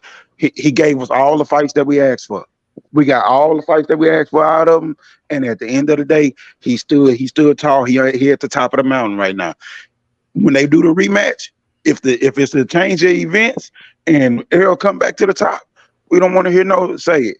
I showed up, I got there. So it's the same thing, vice versa. That's right. But I hope they do it at 154, because to me, I want him to prove convincingly I'm the better fighter, period. Because he showed that. And I told one of my best friends, he was, oh man, this, that. I said, Earl, you know, he liked to drink. I said, to me, an athlete shouldn't be doing a whole lot of stuff outside of conditioning. You know what I mean? But man do what he want to do. You can't tell a man what to do. But what I like about Terence, he stay in shape 24/7, 365 days a year. That was the difference. Yeah. Salute to Young Bulldogger in the super chat. Appreciate you, man. He says, salute to the super panel tonight. Just showing some love. Thank you, man. Much love to the Bulldog. Yes, indeed. Good brother. Yes, Solo but connected kennels. Appreciate the support. Yeah, that SBC. Yes, sir. He says he has the spirit of the American Pit Bull Terrier. Yes, sir. Yeah. I appreciate the hell out of the fight that Spence put up, and I appreciate the hell out of both of them just for showing up and giving us a big ass fight like this. Giving us a real look at what boxing should be like, and now look at where it's leading to. I know we people talked about Ryan and Tank was the star. That was an event. You know, we all pretty much knew the outcome of that fight. This was the grand fight. This was the grand showcasing right here. This one here was different because this put an end to the argument of who's better, who's the king of the hill. You know what I'm saying? So it was Ryan Garcia. Ryan was a star, but we knew he wasn't he wasn't amongst in the argument who the best. Yeah, he wasn't no threat. No factor at all. Yeah, that part. B-Mac. Salute to B-Mac in the super chat. Coming through with the 10-piece. Appreciate your support, man. Says salute, General 78. I picked Earl to win, and he lost. I'm a ride in victory and in defeat. Absolutely. He says, if he wants the rematch, I'm with him. Earl looked bad, but sometimes you have to take an L and bounce back. Yeah. Let's do it. The best can do that. You know, they have proven that. You know. I mean, look at Sugar Ray versus Durant. Yep. There's a bunch of them. Sugar Ray Robinson and Bo versus Vindicator. What are y'all banking on? That 154 Bud's gonna be slower? No, you banking on having a better Errol, a stronger Errol, because Errol didn't look like himself. But that's what I'm saying to everybody. That's not the excuse. That's what he came for. He signed up for that. He brought himself to that level. That's not it. You looking to see if you got a stronger Errol, or Errol that got more pop on his punches, or Errol that learned from this fight right here, that can actually move a little bit better, that holds a little bit more of his mass and keep a little bit more speed, because he started slowing down. You're looking for that out of 154. I just don't know if uncomfortable.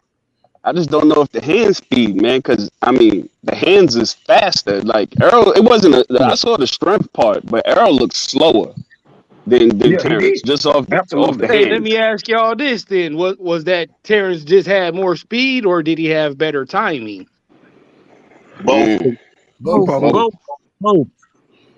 It was the speed, it was the combination, the punch selection, the timing. It was all in the rhythm. He got in the rhythm and he couldn't stop that rhythm. That rhythm fucked him up. And you know, if you realize Sean Porter been celebrating more than anybody, him and Tim Bradley. But Sean Porter told Errol, told Crawford the biggest thing.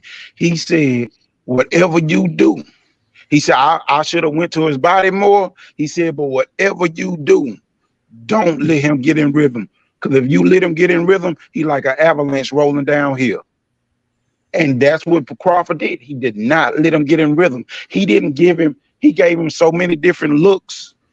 Just standing there between feints, shooting a jab over his shoulder, making him react here and there. Same shit that he was doing to Porter, same shit he done did to everybody. But that punch placement and his calmness in the fire, man, he was picking Errol off with them temple shots. He knocked Errol equilibrium off. We talking about his legs, and it ain't just his legs because of his conditioning is what I'm saying. Those shots across the temple that he was hitting him with repeatedly all night, he couldn't get his equilibrium. Every time he dipped to lunge into that with that body jab, man, Terence was picking his ass off when he was ducking, trying to duck Terence jab that he was shooting. That was a dummy jab to lure you to get down there where I want you, because I want to put this little short hook on you. Mm-hmm. You know, he said good yeah, traps. you can do that. You can do that hitting the temple. You can do that hitting the ear. Yeah, and he hit him all night long in both of those spots, and he hit him to the body. And when he catch him dipping, when he shoot that jab, some of them jabs, shit, they wasn't gonna land, because if you look at them, they was just off to the left, off to the right. It was meant to make you duck left. And I'm gonna shoot this uppercut on you, and then I'm gonna shoot this. Terence is a fucking, his boxing IQ. He's a genius in that ring. His offense to me is better than his defense, and his offense is his defense in a way, because he keeps you thinking so fucking much. Errol hit Terence with some big shots. Terence just took the punches. Terrence's head moving, he wasn't making Errol miss like crazy. It was the fact that he kept Errol thinking and kept him pulling up on his punches a lot of times. He kept him from coming all the way in there, because shit, if you come in here, goddamn it, I got something for you. I got something for you. And after that, all night, you didn't see the volume from Errol that you would normally see from him, because when he was getting in there, he was getting stung by them shots, getting picked off. And when he was thinking, because he got picked off, he was pulling his punches short. I don't know if I want to see that again, man. I don't know if I want to see that again at 154. I ain't gonna lie to you. So y'all I want to see it. If the man wanted, I want to see it. So you remember the fight with B-Hop against Trinidad, and he kept that motherfucking right. He flipped that right hand for that left hook that never could land on B-Hop. He just kept that hand right by his face the whole fight, beat the shit out that motherfucker. That left hook didn't never land. B-Hop said that's what he throws. He throws the left hook. We all know that's what he throws. Yeah. He kept that right hand up, beat that motherfucker's ass, and then he went to Winky Wright's ass. Okay, beating Winky's ass. So when you have a motherfucker that study and goddamn, because I don't know if y'all heard this shit, and this is fucked up. I looked at when they did the joint with Mike Tyson, and they had Errol Spence up there with somebody, and he was talking about. They said, "Well, did you watch tape?" He said, "I didn't watch no tape. I looked at enough of his fights." Well, that's why you got your ass kicked. That's right. You watch. I guarantee you, Bud watched plenty of footage of your ass. You understand? He said in the joint. I'm sure y'all seen that joint with Mike Tyson. Thought he was gonna whip his ass too. You seen it, Kevin? And he said, "I didn't watch nothing." He said, "I only watched 3 minutes of a video. That's all I need to see. I didn't seen enough of him fight."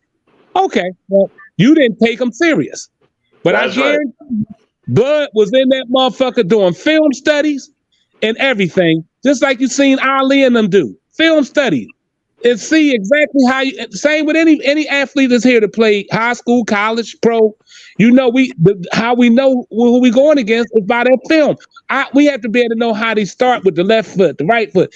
As me as a former football player, I have to know who the motherfuckers in front of me trying to block me. Does he do this? Does he do that? Can I get him on a move? Do I get him on a club and rip? Do I get him on a bull technique? I have to know what this motherfucker does in order for me to goddamn be the best I can be come game day. I can't sit up there and just say, "Oh, I don't need it." Okay, well, that kind of hurt him. So a lot of things, like you said on the rematch, because he said, I would hope, like some people said in here, he get another trainer. I don't know how they gave that motherfucker trainer of the year or some shit, because he I think everybody getting overzealous with that about Derrick James, because Derrick could have been telling him whatever he wanted to tell him, but Errol, when he got in there and was in that fire, it's up to him to carry out what was being told to him and to actually react to it. And Bud is just that damn smart. Sometimes it ain't the trainer. Sometimes when you're in that fire, you don't react like that. Your punches are. Errol looked slower last night than he's ever looked. So Derrick could have told him, "Hey, I need you to go in there and shoot this." Look, from what I saw Derrick James giving him good instructions. That's what I'm saying. Earl wasn't listening. He getting popped with that shit. He could liver him off. I'm dizzy. I can't see. He tell him throw the lead hook to get around that fucking whatchamacallit. And he trying to press you off your foot. Throw the lead hook. Shit. Goddamn, as soon as I get up in there, they think I'm getting in range. Bud pushing me off. He's shooting his sharp ass fucking jab at me. Bud just was sharper that night. I don't think it had nothing to do with Derrick James. Derrick James done produced a 3-belt unified champion and an undisputed champion, a guy that wasn't a puncher at all, was a straight up boxer mover, and showed him how to punch and sit down on his punches and gave him the fundamentals. And now he out here rocking motherfuckers. And now we just, after one fight, 2 elite fighters and one that was extra sharp that night, we just gonna throw the man away? Like, hell no, man. My thing is, all that sound good. All that shit sound good. He's so motherfucking good, he can't sit this motherfucker down in the film study and watch film together. Fuck that motherfucking James. His ass ain't no hell of a trainer. What are you talking about? That motherfucker can't sit his ass down and they sit in film study. And so he I guess that was Errol just saying, fuck it, I ain't sitting there. Is that what you saying? So unless James come out and say, I tried to get this motherfucking film study, but he said, fuck it. And that's nigga mockery here today, boy. Yeah, come back. Yeah, now that's a good point about the film study. Yeah, he need the film study. He need to watch this fight. What I saw in the fight though, I saw Derrick James telling Errol, giving him instruction, and I saw Errol not listening, because once he got knocked down, his whole focus changed to, oh, this motherfucker hurt me, I gotta hurt him. I gotta hit him back. I gotta hit him back. Derrick James he told him this. I just said this in my last video. Derrick James said, see, he talked to Errol like Errol ain't never been talked to before, because Errol ain't never been in that situation. He said, look, you stop standing in front of him. You stand in front of him. He said, after you get your combination off, step to the side, give him an angle. Stop standing in front of him because he's gonna hit you. See, that's the fuck with his ego. That's like, you know, motherfucker got bitten in the nuts. Ain't never been bitten in the nuts before. So he don't know how to act. All that shit go out the window. He panicked. He panicked because he couldn't hear his trainer. He didn't want to hear nothing. All he know is, I'm getting fucked up. There's people out here. I gotta fuck him up. Just like when he was fighting the Ugas, he did that exact thing, and he didn't do it. Just gonna say the same thing. Earl's his mentality got changed for a rematch. You see in the Ugas fight, his mouthpiece come out. Once his mouthpiece come out, he ain't even paying attention to defense or protecting himself. He focused on, oh, I gotta get my mouthpiece so I won't be embarrassed. Fuck that, bro. You get fucking get knocked out. That's how his he got to fix that shit. If he gonna fight Bud again, he gonna have to do what Box said. He gonna have to sit down and do film study. He got to humble himself, and he got to look at this shit like this. Okay, he got trained to beat somebody that's better than him. He can't go in here like, oh, okay, I'm the man. I'm gonna go in here and do my thing how I normally do it. You got to go in here and say, okay, this man is better than me. How do I beat him? You got to prepare for war, for a superior opponent. It can be done. You're gonna have to have the right strategy, man. You can't just look at this shit like, I just gotta be me. Facts. Yeah. It ain't the end of the world. I'm waiting to see what he gonna look like when he come back. He's slow, man, mentally. His mind he's like all y'all went to school, and all y'all done had some friends that we say, hey man, make a layup with your left hand, and the motherfucker throw the ball over the basket. Oh shit! But no, you know what they said, Boone? I see people here, and this is a great observation by our awesome ass chat room. Some of the members said, "Wait a minute," but he didn't look slow or none of that shit in the first round. That's because all that shit about his legs. Wait a minute, 1 second, Boone. Nothing about his legs was fucked up, or his equilibrium. He looked like the Errol's that we looked at. It wasn't until he got caught in that second round that all the shit, and it's the same shit that happened with fucking Fury and fucking Wilder. Once he got caught, his equilibrium was off the whole fight, and he looked fucked up. It's the same shit, bro. So we don't want to hear nothing about he didn't come in shape. People up here talking about like he done got high, like he was on syrup and fucking Christmas trees when he came in the motherfucker. That's bullshit. He came in there good. He left out of that bitch high. Yeah, he left high when he came out that motherfucker because he was fucked up. I ain't gonna say he didn't go in his room and go smoke a joint to come out to the goddamn post joint afterwards, but he was not fucked up like he was high when he was in there. Anybody can go back and look at the film. First round, he was Errol Spence. He won that motherfucker convincingly. Second round, new motherfucking thing, and then all of the fucking conspiracy shit. Motherfucker, he's seen Ronald Reagan and his death shit. I agree with you on that, Bob. I agree with you. Yeah, 100%. yeah, we ain't finna do the Yeah, but Illuminati I wouldn't karate, put much, man. I won't put too much stock into that because you know, EJ, he ain't said none of that shit. I wouldn't even give that shit no traction. Right. Yeah. Well, I'll take it a step further. It wouldn't have mattered. All that shit wouldn't have mattered. Wouldn't have mattered if he's strong as a bull and come in, wait, and fought his fight and all that. It don't matter.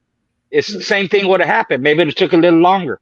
Maybe he'd been as strong as a bull, he'd have come in quicker and Bud would have knocked him out sooner.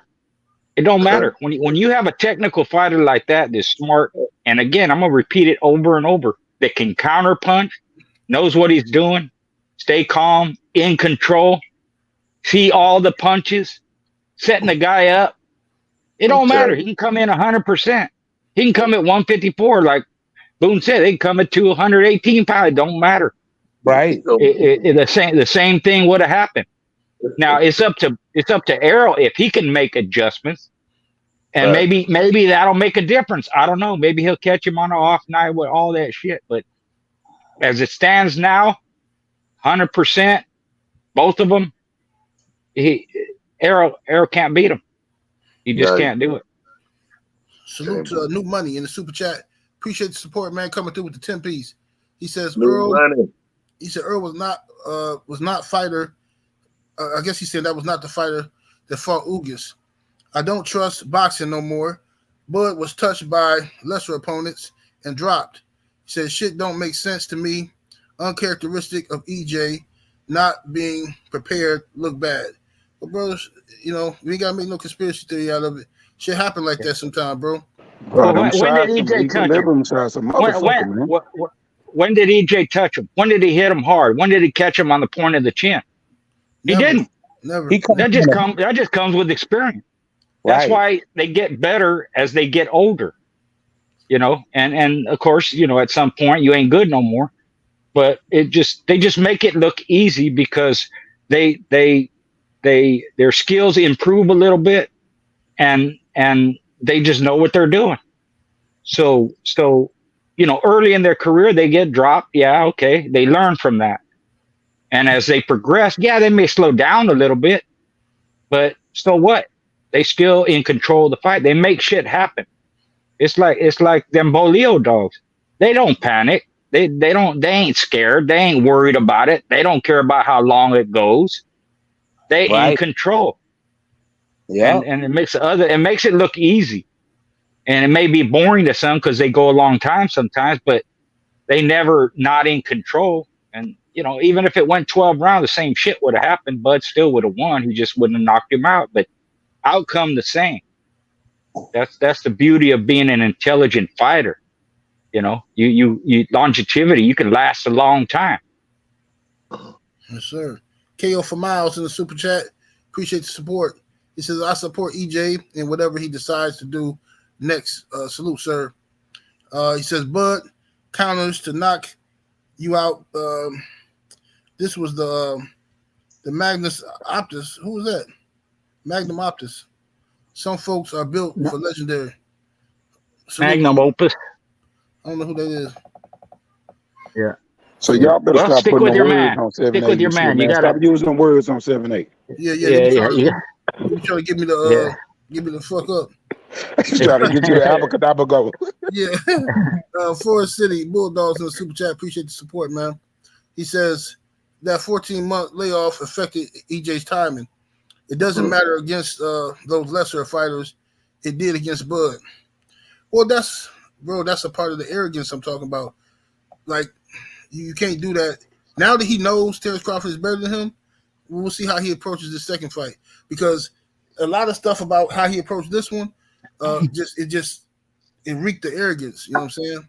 Oh, they laughed at Bud for taking that tune-up fight. But Yeah. Bud, if you want to argue, Bud was more busier than Spence been. You know, everything was playing like Mr. Boone said, man. Everything was playing to the T. He stayed in shape. He stayed more busy. You know, Spence sat there and waited a year and some change for that fight. And, you know, Bud was more busier. That's right.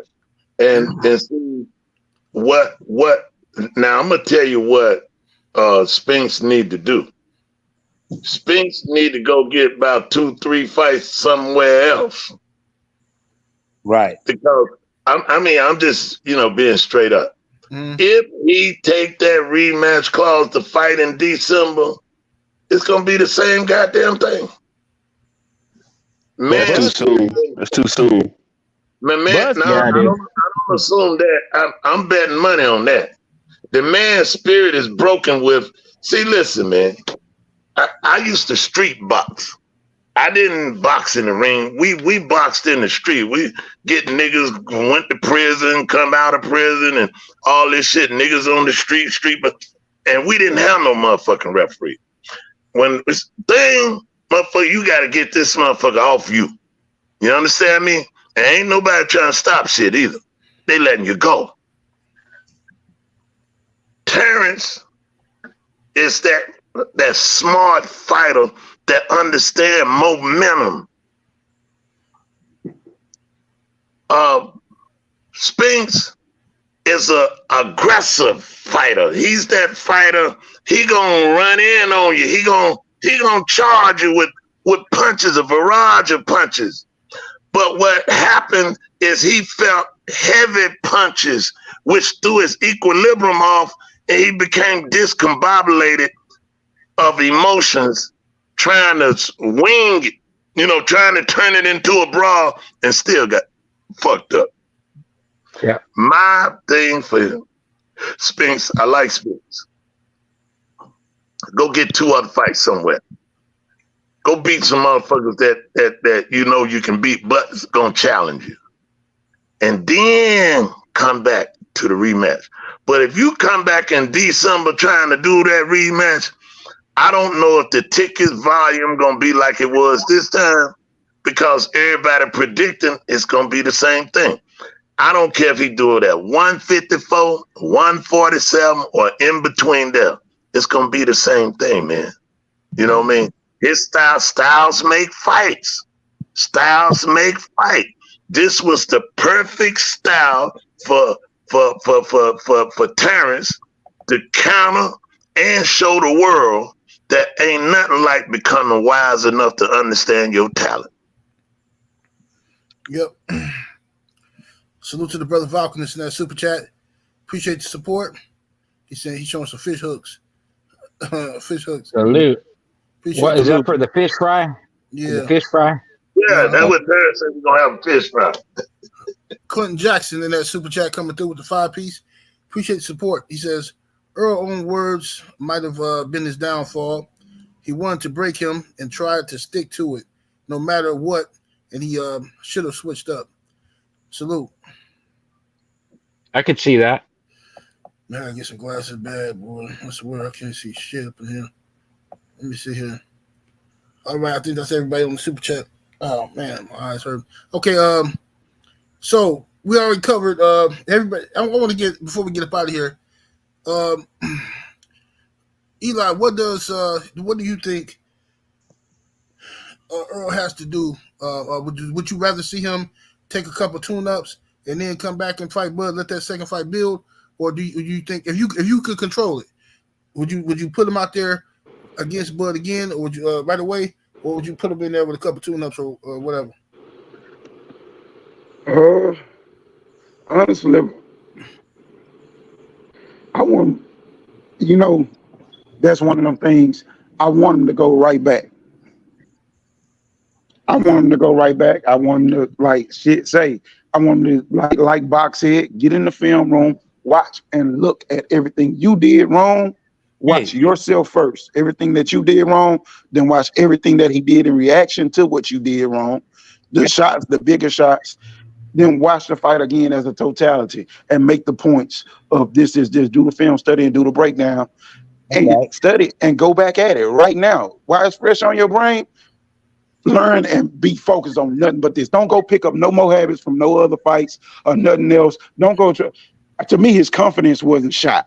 The man was still fighting then. He didn't go in survival mode. So shit, listen, if you ain't fucked up about it and you take your losses like a man, look, Go back in here, do the film study, do the work, get in there, get in the gym, get stronger, come back and run it right back. It wasn't like he was fucked up to the point where he was quitting and in survival mode. It wasn't no Mikey shit. So, I'm cool. I'll run it right back at 154. Okay. Same question to you, Ram. Shit, man, I'd rather him fucking go work on some shit, bro. You know, cause just from the eye test, what I seen, and I'm gonna keep it real, like he didn't have nothing for him. Even if he brought his fucking A game and everything was perfect that day, like he just didn't have nothing for him, no answers, just nothing. It's like nothing he could do to keep that man from whooping his ass, like, and that's fucking tough. Like, so you gotta go back and work on some shit, bro. I like to see maybe 2-3 more fights. You know, just to get it, lock it in. Cause that was a fucking one-sided drumming. That shit, it wasn't no competition at all. That wasn't a competitive fight at all. And to run it right back at a bigger weight, I don't know if he would be ready yet, you know? Taking the loss hard, you know, but shit, everybody lose. But just getting your ass just beat like that, a motherfucker gotta stop this man from whooping your ass. Like, you gotta get your mental back in there, bro. It's like in a prison cell, what could you have done if shit would have went that way? But came out a butt boy. Damn. You made that shit to say that's a fact. I ain't gonna even lie. Yeah, like if they was in the cell, what could he have done to stop him from taking it? So you got to pick up. Damn, son. Damn, son. You done took it as dark and far as it had to go. Damn. I'm a dark motherfucker who go real far. Go ahead. So what's the dude that was taking ass? What's his name? Fleece Johnson. If he was in there with Fleece, what you gonna do? You gotta train like that. Like, nigga, your butthole is on the line, nigga. That bring out the best fight. And I'm telling you, one of my best dogs had that happen to him. I swear to God, he was cold until Ruger tried to fuck him. And after that, I could only hook him one time. Everybody else was like, hell no, that dog eat dogs. No. All because he wasn't giving it up. I'd rather die first, nigga. Fuck that. Got that right. There was no macho butt blood over here. What's your thoughts on it, Thompson? Would you rather see him take a tune up or go right back to the smoke? I'm just keeping 100 with you, man. It's kind of the same thing I felt with Wilder after that first Fury draw. Stay away from him. Stay away from that. You know what I mean? Just like the OGs on the panel alluded to, styles make fights. And his coach was giving him information, but you just can't tell a motherfucker all of a sudden, hey, you're gonna have to box this motherfucker. And you ain't really been boxing motherfuckers. You've been pile driving and running through everybody. So, you know, it take a long time to learn how to box. And Terence Crawford can box. So you need to I think he need to go to 154, try to play with them guys up there, and leave that alone. Just leave it alone. You know, I seen that back to back. I didn't like how they handled Wilder in that situation. You know, that you get in these situations where, you know, you just need to like go in a separate direction. You prove your point. You ain't scared of the man. You went out there. You proved to be game. You know what I mean? You move on. You know, just like you said after the fight, the better man won tonight. He's can't teach that kind of talent like Mr. Garcia alluded to. You just can't teach that. You can drag it out longer than what it went the first time. But I mean, I don't know, man. I just pray he take enough time to get his mind and his health, you know, gain dog's recovery. Get your recovery, because you took a brutal beating. And these ain't rib shots or none of this. These is head shots to the temple. You know, this is real shit. You mentally need to get your mind together before you step in the ring. Because right now, Bud is the boogeyman. He's the boogeyman. Just put everybody on notice. He's the boogeyman. So it is what it is. Yes, sir. Let me go to Brother Bach, and I'm gonna finish with Boone. Brother Bach, what would you like to see EJ do? What you think he should do? Take the tune up or or go right to the smoke? I like a lot what Brother Thompson just. I agree with so much of what the brother just said. And like what Boone said too. I understand my brother Eli, and he was spot on. Eli's he does a great job. So I love what he has to say, even if I differ in certain perspectives. But unlike what Brother Eli said, and this, what Brother Thompson just alluded to, I don't think that a rematch right now would do good, because like Thompson said, he don't have no problems with kidney shots and ribs and liver shots and all. That man got his motor skills look fucked up. I mean, like, he really needs some fucking mental help. Like, this motherfucker, this ain't no, he didn't need to go to the hospital because he was drained and shit. This motherfucker needs to be sitting in front of somebody showing him cars like, what do these look like to you? He needs to have a mental evaluation. People saying he high. He always had the sleepy eyes, always. So that's nothing new. But he was talking and he was fucked up. And I mean, just of his movements, hopefully he gets better, because like I said, all of us got love for Spence.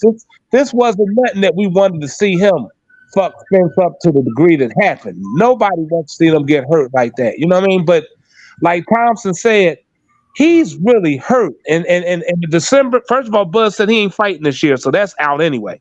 They asked him last night, would you be fighting? He said, I'm not doing no fighting this year. So that December shit ain't gonna happen anyway. And good for Errol if that's the case. But like Boone said at first, and like Thompson just said, Thompson made it like he needed to just go all the way, never rematch. I'm not gonna go that far, but like Boone, I mean, like, no, was it Boone said it first? I think it was Boone. And stated that he need to go get a couple of other fights in, because I don't give a fuck what nobody say. We done seen dogs, and me as a man, I mean, we done all gotten fights. If you done lost that motherfucker, yeah, sometimes you might wait, but you might need to goddamn just think about, man, I don't know, how much in that fight was I fighting this motherfucker? I mean, was my stamina good? Fuck no. I was running out of stamina. I was so happy somebody broke it up. Was this bitch stronger than me? Hell yeah. I was glad somebody was there to break it up. Was this motherfucker gamer than me? He might even be that too. I don't know. Can I beat this motherfucker? You understand? You got to seriously say, are you going to let your pride get your ass fucked up again in front of everybody and possibly be like Ali after Holmes fucked him up? Ali was never the same after that ass whipping, bruh. Ali might have fucking had with Parkinson's and all that, possibly. But I sure think Holmes speeded up any fucking thing with the fucking up of Ali, bro. And I seen what happened last night. I couldn't wait for it to be over. Because again, I was going for Bud, but I love Errol, man. And he was, like they said, a class act. The way he took that, and he didn't make no excuses. But me being honest, part of me is like Thompson. Go fuck up everybody else, man. You know, stay the fuck away from Bud, bro. I mean, even in the dog game, some people say, well, you picking and choosing. Okay, well, let me just ask you, who getting ready to go bet $20,000? I'm just saying, back in the day, on a match, because that's what they want to bet. You know damn well your shit can't beat it. But you letting your homeboys put your ass out there, knowing you done seen, and you know the pros and cons of your own dog. A lot of people act like they don't know the pros and cons of their dog. Even the ace. Hey, Buck, let me ask you this. Tyrone, he won 4, right? Won best in show 4 times too, right? Right. Out them 4 motherfuckers, did anybody else try to run up into him after that first one? Meaning, like, want to go into him? Yeah, after you killed they shit right there, was they quick to be like, let's run that back? Let me just say this. Yeah, because wasn't, like now, here's the thing. And like yourself, Ram, and Boone, myself, and Garcia, we always wanted to go into whoever. Like, that's how we flew out there with the dog. I'm saying that, but when they seen that this was a killer, was they honest enough to say, man, I ain't got nothing on the yard that could beat this dog. I'm not finna bet this motherfucker another 20 bands just so he could get a free 20 bands. That's why we still that's how we was able to get 4 matches. If we was ducking, I never got a forfeit paid on him. Motherfuckers went, They tried their luck. Like the dudes, the bounty hunters that came out of Detroit after beating the 4-time winning champion Mustard. And the reason that McNasty was scared to take Joey, who was a 1 or 2 time winner, into fucking that dog, that we end up making jump to pit 37, because he just seen him beat 4-time winner champion Buster. So he was like, fuck that. He ducked them, and we end up going in the bounty hunter and made him jump to pit in 37 minutes. But what I'm saying is they couldn't wait to do it. And then when we went into his championship, when we went to the championship match, they called us out. We just curved them out on the scratch. The shit, they was ready to quit as soon as we bit them. Okay? So then the fourth one, you know, John Walston and Harry Hargrove and them said they can beat them. So we end up going into them. So each one of them, then he was great go for his grand champion, even though I retired him. But McNasty and them called me said they got a dog named Champion Charlie in Detroit. And they wanted to go for 25 grand. I'm like, fuck it. I bring them out of retirement. And we was going there. You know what I mean? So I'm not gonna say nobody was scared, because most of the time, and you know this, Ram, we just like look at Boone. He went in the fucking tornado knowing what she did to everything. I mean, Boone went in the Blondie after Blondie was fucking killing everything. You know, so everybody that's got heart gonna go in there and take their hounds, bro. It's only a few bitches like, and I know he dead. Crenshaw, punk ass, may he rest in peace. He was running from me. He ain't want no parts of me. And not just with Tyrone. I was trying to get Crenshaw with any motherfucking thing. He would come to my fucking place where we did dolls at my place and look at us do matches, but he was scared of that work. So, you know, he was ducking and shit.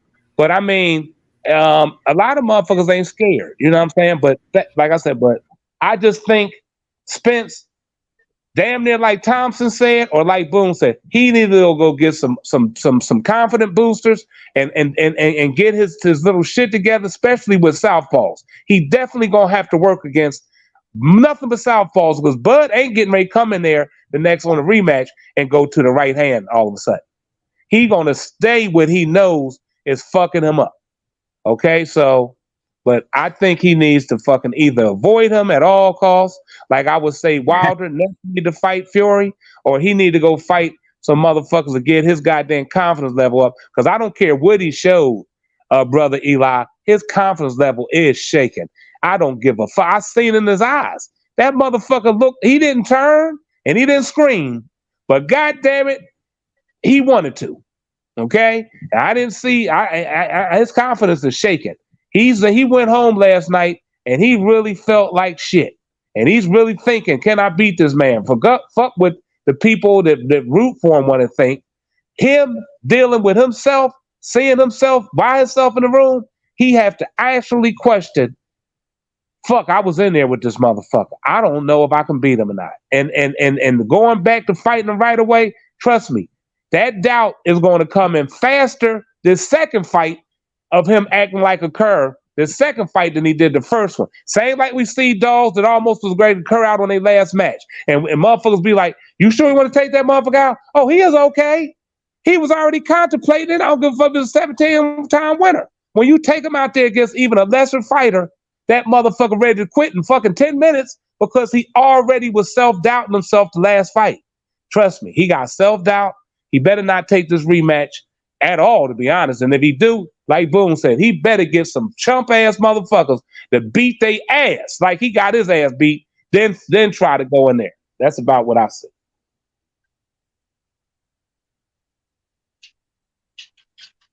Yeah. 7-8 offline, I think. Yeah. I'll say this. I you know, I'm like most people on the panel. If he's gonna 2 or 3, but for this reason, I want to see how he acts when he gets hit. It don't matter who it is. When they hit him, I want to see how he reacts, because that'll tell you whether he's there or ain't there. And the opponent don't matter.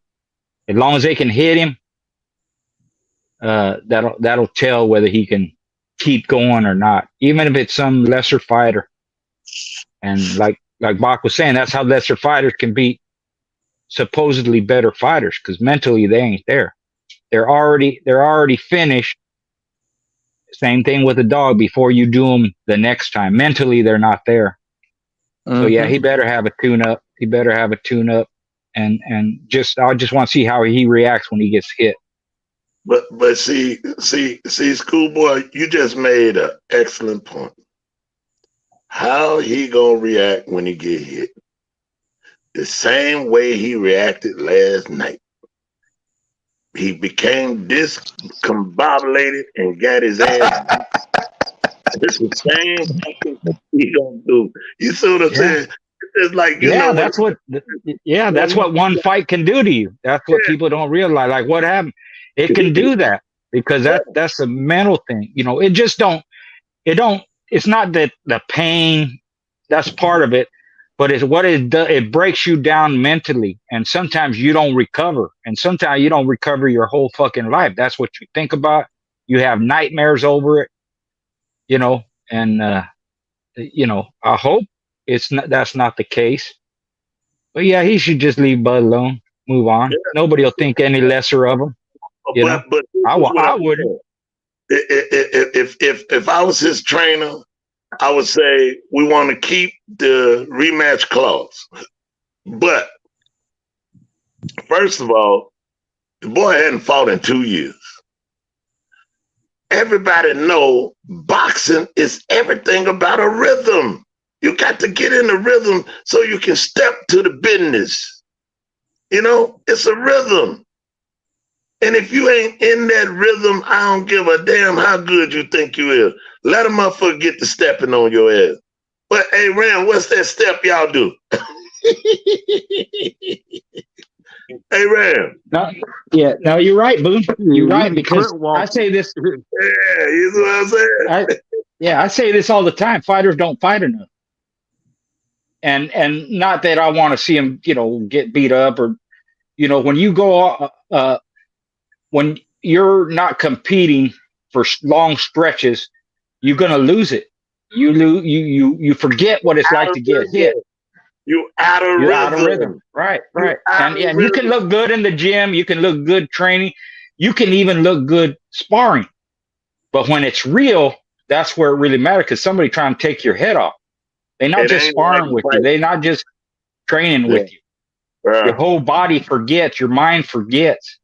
Well, and that's why you got to stay. You got to stay active. You know. Right. You just ain't moving, and your thought. See, to me, Spence is a slow thinker. You see, you got to be a fast thinker to be a damn good ass boxer. You got to be able to think before the move. You know what I mean? You got to have that man. You got to be able to do something to make him move a certain way so you can put your punches there for him, you know, to eat him. And that's what Spence, that's what Crawford did all night. He baited him into all that shit. And not one time did he regain enough sensibility to counter this shit or get away from this shit. I mean, he could have, to me, if I'd have been his corner man, I'd have said, listen, back up, make him come to you. Make him come to you. But he kept running in there to shit. You see, that's what a corner man is for. When you don't see what you need to do, that's what the corner man does. Tell you so you know how to get out of this trouble. Right. But his corner man didn't see that. All he seen, you Errol, well, you gotta jab more, you gotta do, nah, man, make this motherfucker come to you so you can do some shit to him.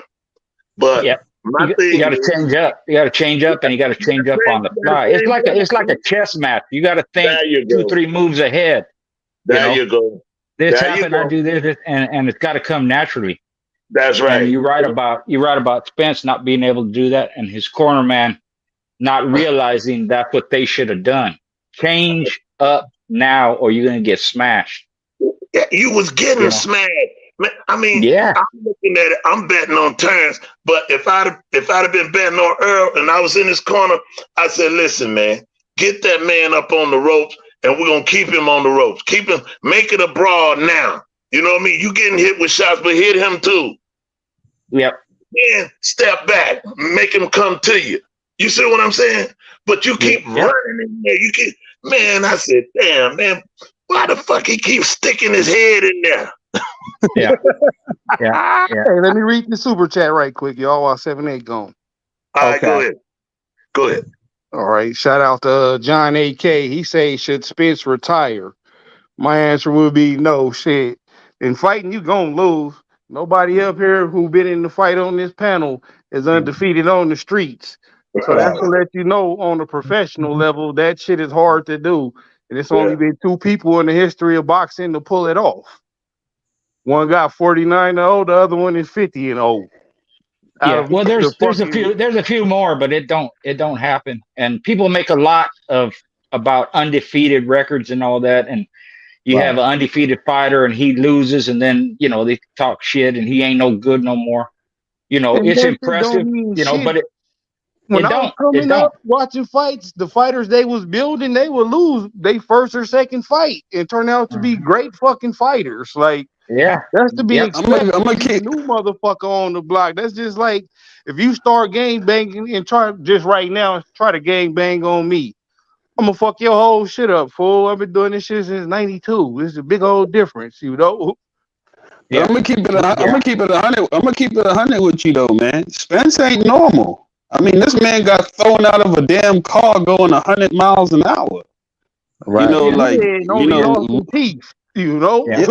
That's why I want to see him. That's why I want to see him in another fight, just to see how he reacts. I won't say he should retire, but I wouldn't blame him if he does. He's been through a lot, and this is debilitating and all that. If he wants to fight, then he got to prove himself. But a rematch right away, no way, man. It might hurt him permanent, like they said in Rocky. Might hurt him permanent. Hey, Crawford got shot in the head and drove himself to the hospital. Yeah, he did. Yeah. So, and there's other fighters. Willie Pep was in a plane crash, got his neck broke. Yeah. And still, was champion and all that, but he wasn't the same. The best ever. It just, a lot of them, shit happens. I'll keep it 100. I wouldn't be mad if he retired. I ain't gonna lie to you, because I mean, like you said, because if you keep up with him, if it gets to a point where he starts becoming like punchy, and you see it, like, man, walk away, bro. You got kids and shit. You gotta take care of, man. Yeah. Well, it was punching last night. He was a punching bag, and I swear, man, the 3rd round, I said, man, they need to stop this shit because the boy gonna get hurt bad. The 5th round, I was like, there's no way they can let it go past. I said, they need to stop this shit. They let it go to the 9th round, man. Man, if Terence hadn't backed off that man, woo, bro, it could have been real ugly for him, man. Yeah. Could have been ugly for him, man. But I'm glad Terence gave enough respect to the sport to, let him ride a little bit. You know what I mean? Yeah. Back off a little bit. Yeah. Yeah. That's how fighters get killed, Yeah. Because, I mean, when he was hitting him with the punches, it was pushing his head back into his neck. I was like, damn, man, he can't take it. It's like a lightning jolt, it just shocked his whole body, Man, the man got hit with about 15, 20 shots like that.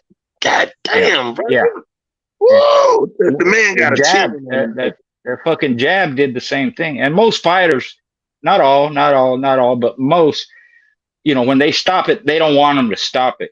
You stop it for their own safety, for their own health, and they could have stopped it earlier. It wouldn't have been no shame because, like I said, except for Bud having a heart attack, the outcome would have been the same. Just more punishment, more rounds, more punishment. Yeah. So, like we talk about, you got to be able to see that, and you write about the corner. They can see shit that the fighter don't see because they're outside looking in. That's right. That's why a good number 2 is important. It's important to have a good corner man. Yeah. Just like you said about Porter. His dad saw the outcome. He stopped it. He did the right thing. Even though Porter didn't want to stop, he was complaining. He said, I ain't gonna let my son get crippled in this motherfucker. That's my baby. Yeah. You know what I mean? Yeah. No shame in that. Because No, ain't no shame in it. 90% of the population don't get in there. We just talk shit. We just act like the fighters are the ones that get in there and do it. Yeah, we ain't in there getting punched or are we no the ones getting training. paid? So that's why I don't get too mad or too invested in these fighters. Like the motherfuckers walk right past me on the street, wouldn't know who the fuck I was. I can't get emotionally attached to this shit. Like I love a good scrap, and if they was fighting any other motherfuckers, I would have bet on goddamn Terence. I always do. He a bad motherfucker, but just in this instance, like I say, I gotta ride with the neighbors. You feel me? Right. A lot of people afterwards saying, "Oh, they stopped it too soon. He could have gone on this and that." I would have stopped it in 5, really. They just cruel motherfucker. They just psychopath. They want to see somebody get hurt. Again, with the dogs, when you losing, and like, all right, I'm too far behind to come back. Even if I bite this motherfucker muzzle off, I'm not gonna be able to scratch to win. I'm bit the fuck down. Like, pick the motherfucker up before it get that far, man. Like, me personally, I'd have picked him up in 5. Like, I seen after the third, I was like, we might got a puncher's chance. I'm gonna give you 2 more rounds and I'm gonna stop it. That's what I'd have been telling them. Now, either you're gonna get in there and go to work, or it's finna be an early night. Cause I ain't finna watch you get your motherfucking eye beat in. He took 4, bro. Just like you could he took 4 extra rounds. He took 4 extra rounds of headshots. That's what I'm saying. I would have picked Bare up bottom or around not. 5. Like, come on now, man. When you losing, just like when you way ahead. You like, okay, cool. I don't gotta send my dog in no more. Just get a handle. This motherfucker, hey, if he want to scratch, he can't. His whole shit fucked up. And y'all know, just like I know, when you taking punches to your head, it discombobulates your brain. Your brain is scrambled. Your head is an instant headache. Like it give you an instant hangover headache. See what I'm saying? And so for me, Earl needs to get himself together. I mean, because he can win a fight. I bet money on the man. You took a dog out that lost twice, and still won with it. You know who you could beat and who you can't. Like, you might just can't beat him. Shit. Everybody got that one person on earth that they can't whoop. There you go. For me, it's my uncle. I can't whoop him now. And I'm way younger than him. His wife need to have that Rocky moment. For some reason. Yo, his girl need to have that Rocky moment. You can't beat him. You can't beat him. Just leave him alone. Shit. We know you got heart. You went in there and did it, Like because that person they run into somebody they can't beat too. Yeah, everybody got that one. You fight enough fighters, you're gonna run into that motherfucker. Like I say, mine is my uncle. I can't whoop that nigga ass for shit. Even right now, he like still won't try it because the motherfucker still know different tricks of the trade that was out before I was born. This motherfucker be hitting me with shit I ain't seen before. Like motherfucker.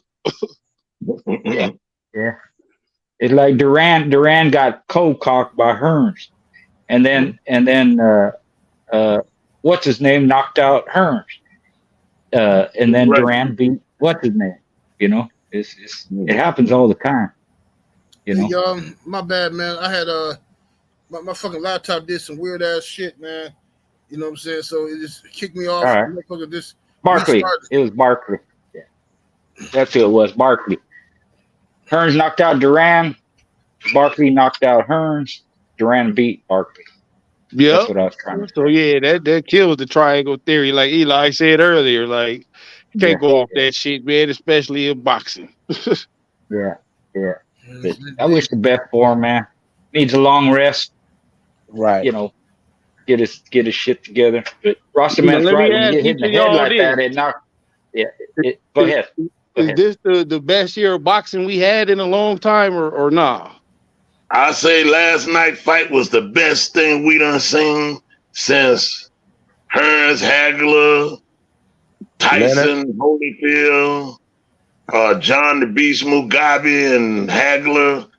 Them fights, like you got up for them fights, and we got up for that fight last night. But the sad part was we didn't know it was going to be as destructive as it became. Yeah, that shit was like watching the Buffalo Bills when they first made it to the Super Bowl with Thurman Thomas. Hey, Yeah. and then like Cam Newton getting all the way to the Super Bowl and let Tom Brady fuck all over him. Man, I was so damn pissed off. Doug Williams, the only black quarterback, made it to the Super Bowl and won that motherfucker. Cam Newton had an opportunity to do the same thing. His bitch ass fold like an old piece of tater chip. Like a prison Dear John letter. Dear John. Yeah. But look, Yeah. Cam, you ready to close out? Go ahead and do your thing. I'm about to close. I'm read the last super chat. Boston Fan Times 4. Appreciate the support with the 10 piece.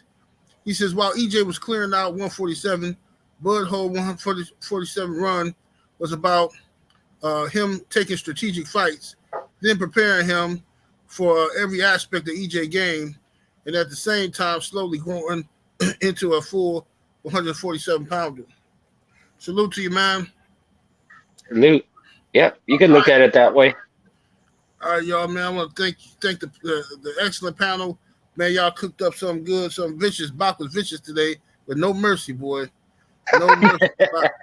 Bach forgot all his respect at the house. Like, that nigga didn't bring 1 ounce of it today. Yeah.